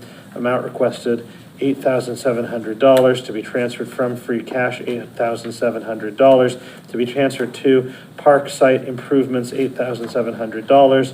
The amount requested will be used for the following purpose: 12-month rental of a maintenance office trailer. I have a motion and a second to send the following 7 supplemental appropriation requests to the Finance Committee and set a public hearing for June 3rd at 6:15 in these chambers. Any further discussion? Seeing none, all those in favor? Aye. Opposed? Abstentions? Motion passes. That is everything on our agenda. Second? I have a motion to adjourn and a second. All those in favor? Aye. Opposed? Abstentions? Motion passes. Thank you. Than our local cable subscribers,